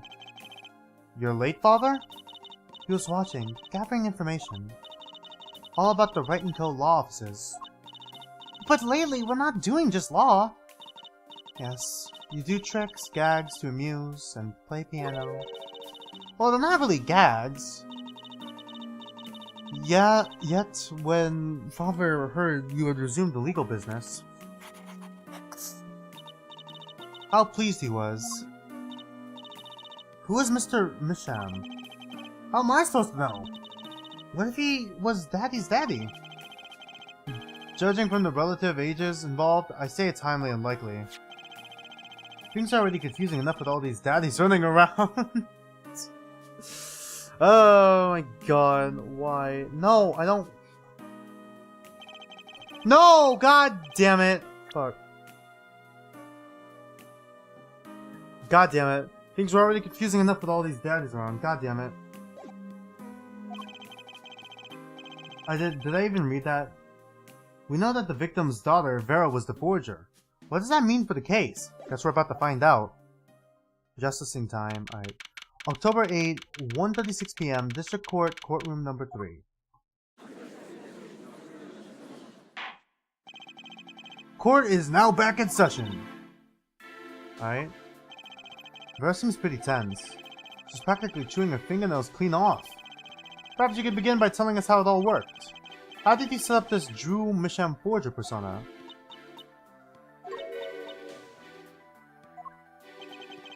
There's that stare again. She's drilling more holes into his head. That's hard for you, but hey, he's a handsome guy. What's hard? Very well, miss. Very well, miss. If you would. Did you really make those detestable forgeries? Perhaps you'd rather answer my question. Were you the one who painted that painting? A remarkably similar one. Ah, yes. I painted it, yes. Papa praised me quite highly for it. So, she was the one who made the forgeries. Yet she did not wish to reveal the truth of their operation. So the victim was a stand-in, a decoy. The world at large, he was the forger, not her. I've done a bad thing. I have, haven't I? Regardless, we need a little more information. About, for instance, this. You have seen this before, yeah? Yes. It was in the desk drawer. Very well. You may proceed with your testimony. Tell us everything you know about this envelope. Right? I cannot lean too far back in this chair or else I'll flip over. Okay, the red envelope. I created things for and Father sold them. This envelope came after my first work. That was other than a painting. Father handled the deal, all of it. I received the stamp that was in that envelope. Okay, wow, that is really quick, good thumbnail sketch, huh? It was after that job that we moved to the current studio. Right? There certainly was much of great interest in your testimony. Not that the witness realizes it. Very well. Please begin the cross-examination. Right, okay. Alright. I need more information about this forger. This Drew Mission. Alright. Shit, not again. I'm hearing the dings from my AirPods. The red envelope, alright? I created things and Father sold them, alright? Hold it! So, these things you were making are... You mean paintings identical to other paintings, right? The closer they were, the happier Father was. Okay, the game glitched out a little bit. I was happy too. Still, you're quite young now. When did you begin this work? My first painting sold when I was 12. Your Honor! She had no idea what she was doing was illegal. Easy there, little attorney. You're not here to defend her for a crime of forgery. True. Please tell us more about this envelope. This envelope may very well have killed your father. Alright. This envelope came... Yeah, from the first one. By other than a painting, you mean... You'd only done paintings up to that point? Yes. But Father had a realization. He noticed my talent extended to making things other than paintings. For instance, a letter someone had written. Or a fingerprint left upon a cup. Oh, so evidence, or a signature on a document. A seal upon the letter. None of this makes her sound very innocent at all! And then the $100,000 promised in this letter was the start. The beginning of a new industry for Drew Mission. A new industry? The creation of items to be used in criminal proceedings. Forging evidence, in other words. Uh-oh. Ruh-roh. Hold it! So you didn't know about how the things you were making were being used? I enjoyed painting very much. I think I understand. The Fairline has lived in an unusual world. Can you tell us what happened to the papers that were in this envelope? Papa signed them and sent them back, I believe. Did he follow the instructions? Send back the enclosed envelope with the enclosed stamp. This is a rather important matter. Give your answer some thought, right? I received the stamp that was in that envelope. Okay, so you made a forge of that envelope? She forged the fucking stamp. What do you mean you received it? Did I do something wrong? You didn't use that stamp because it was dangerous, correct? Deadly poison on the back. Etchkanine. A moment, Herr Forehead. You can't force an answer upon the witness. Now then, perhaps, you would tell me, Fräulein Vera, why did you receive the stamp? Is something wrong? It was beautiful. Ah, I mean it was one of those commemorative stamps. Yes, I think it was. So, you didn't know about the poison? Okay, is she gonna do this every time? I guess not. Yeah. Me and Apollo, I guess not. I didn't even fucking know he was gonna say that. So the trap failed by chance, by mistake. Thanks to this commemorative stamp. Quite the close call. So then, did you make a forgery of the stamp? Hold it. You mean you moved to where the current Drew studio is? Yes. I saw very few people there. I began drawing picture books. Oh. Oh. Uh-oh. Okay. The single job had tied them to the criminal underworld. I think Mr. Misham wished to reduce their visibility in the world at large. When we had to meet someone for some reason, Father posed as the creator of the work. So that was the real essence of the artist, Drew Misham. You did the work and he supplied the face. Alright. So, you really didn't know anything, did you? You had no idea how much danger you were in. I guess not. Apparently not. About this commemorative stamp. Could you tell us more about it?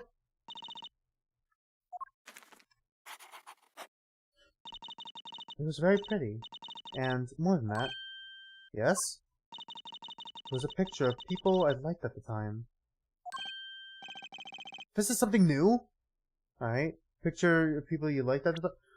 I was gonna say Phoenix, but then I'm like, I swear to fucking God, if it's the fucking magic show again. If it's the fucking Gamma-Marie. If it ties back to the fucking Gamma-Marie, I'm gonna have a mental breakdown. Okay. Or the Gaviniers. Apparently, we've got some cross-examination yet ahead of us. If you'd be so kind as to continue your testimony, Fraulein. God, I hope not. It is. Okay. God, it is. The stamp was a picture of my favorite magician. For fuck's sake! Really? The fucking magicians are gonna be relevant in this case? Alright, whatever. Alright, you mean this one? Objection! Those magicians you like. Was it this bunch? You could get a little excited. Apollo, they're not a bunch. I see. Still, I have to wonder. Why include a commemorative stamp like that in the business letter? I literally just keep predicting it right before it happens, huh? Good question. Well, pretty stamps are always better, and you can't beat the Troop Gamma-Marie. But the whole murder plan was a failure because of it. Ironic, don't you think? Prosecutor Gavin? Fuck. Just, oh, fuck. What did my brother do? Prosecutor Gavin? Gamma-Marie. What's with Gavin? Might I ask just one question of this witness? In your testimony just now, you stated this was your first work other than a painting. Please tell me, what exactly did you make? Can I ask why? No! Answer the question! Now! Eek! Prosecutor Gavin, you're usually not the one whose volume concerns me. Yes, it is unbecoming of me. I apologize. But I must know why. Please, Miss Misham, tell me. It was a book. A single page in a book. A book? Please be more specific. It was a handwritten book. Like a diary. Uh-oh. No! I don't know! What does that mean?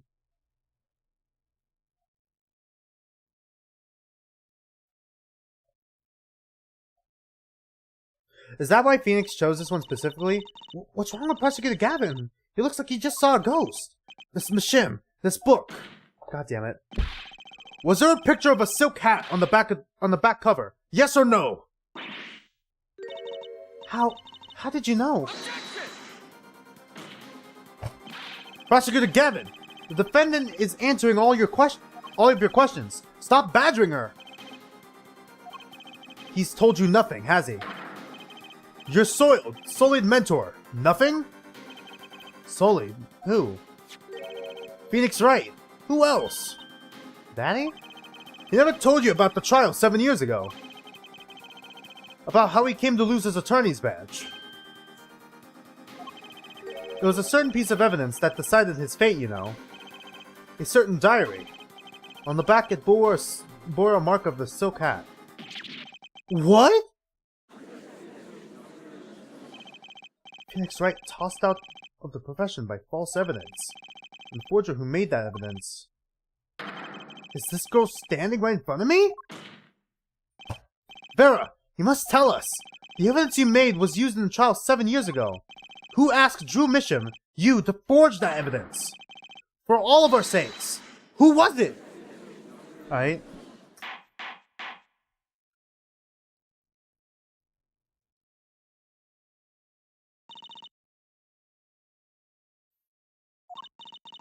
we only met once. You met the client? Well, who was it? It was...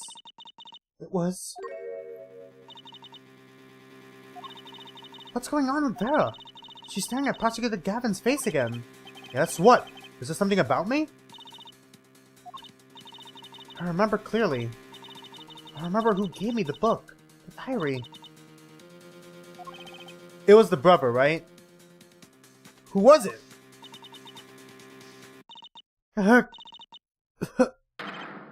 Vera! What, was she poisoned? Uh-oh. The devil, alright.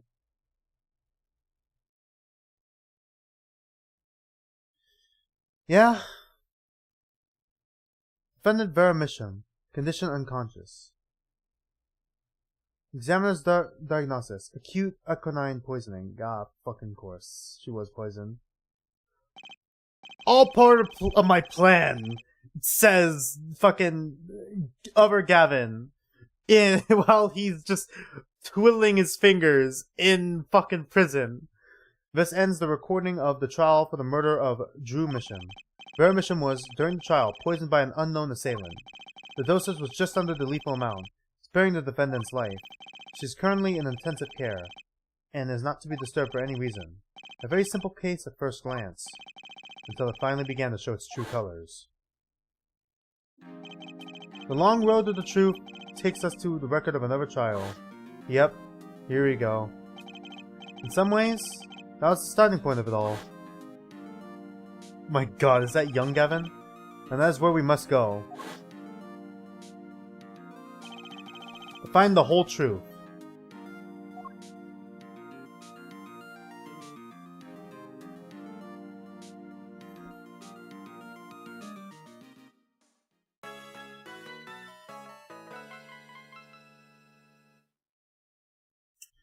Alright, well I think we've made, like, good progress.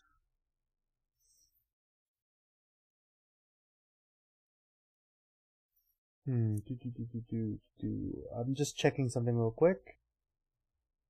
Oh god. Oh, it's like another 2-part trial. Alright, I think we're gonna have to wait a second before we do that. I think we're gonna have to wait a second before we, wait for next week. Before we do another 2-part trial. Because that looks like it's gonna take a long time.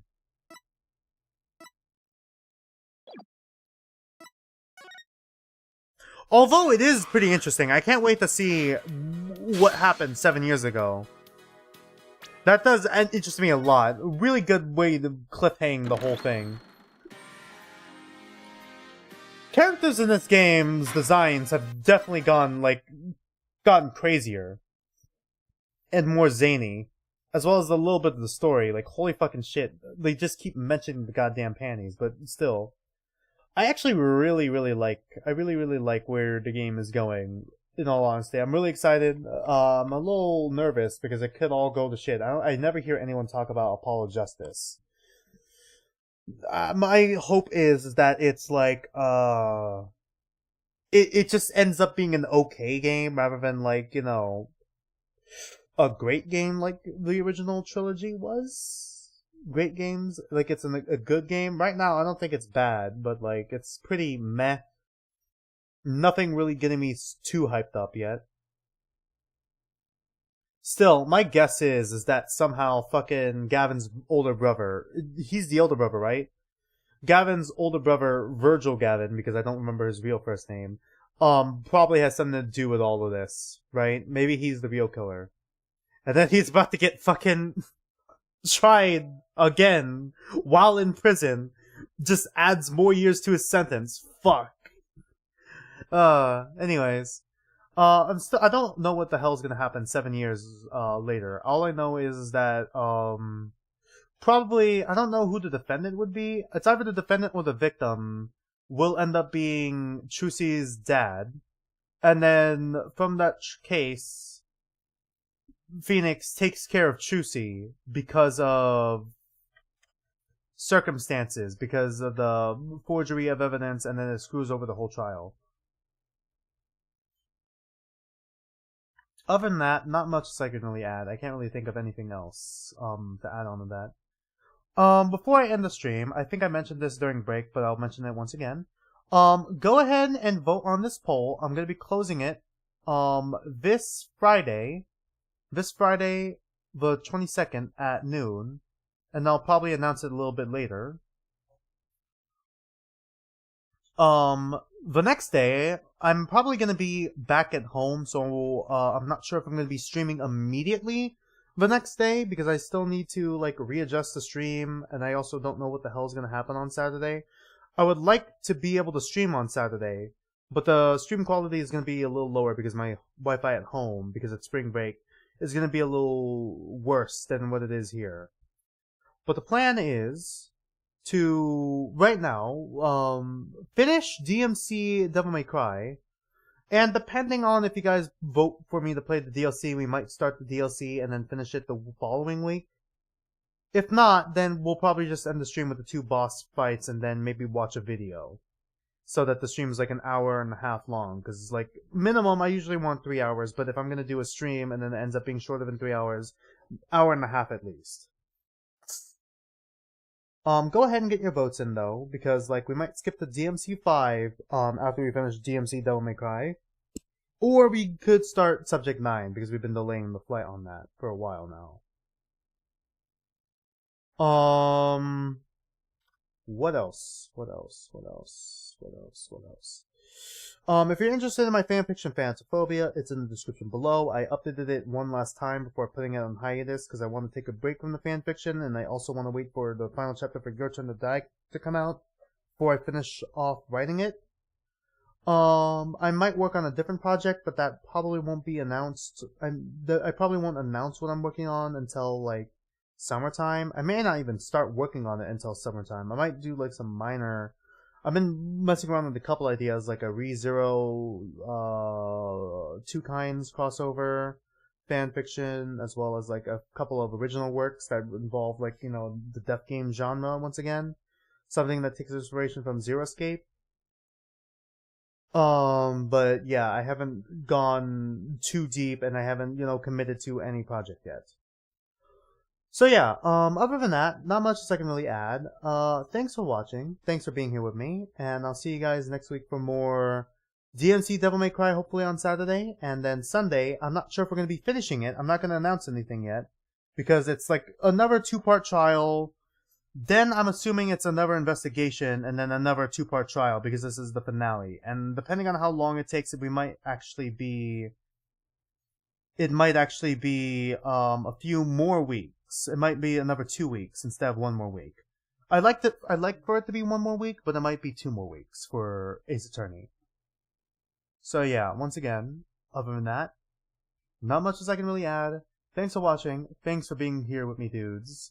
I'm gonna be fucking trying to say thanks for being with me here, dude. That's gonna be like a fucking thing I'm gonna try and implement at the end of the streams now. And yeah.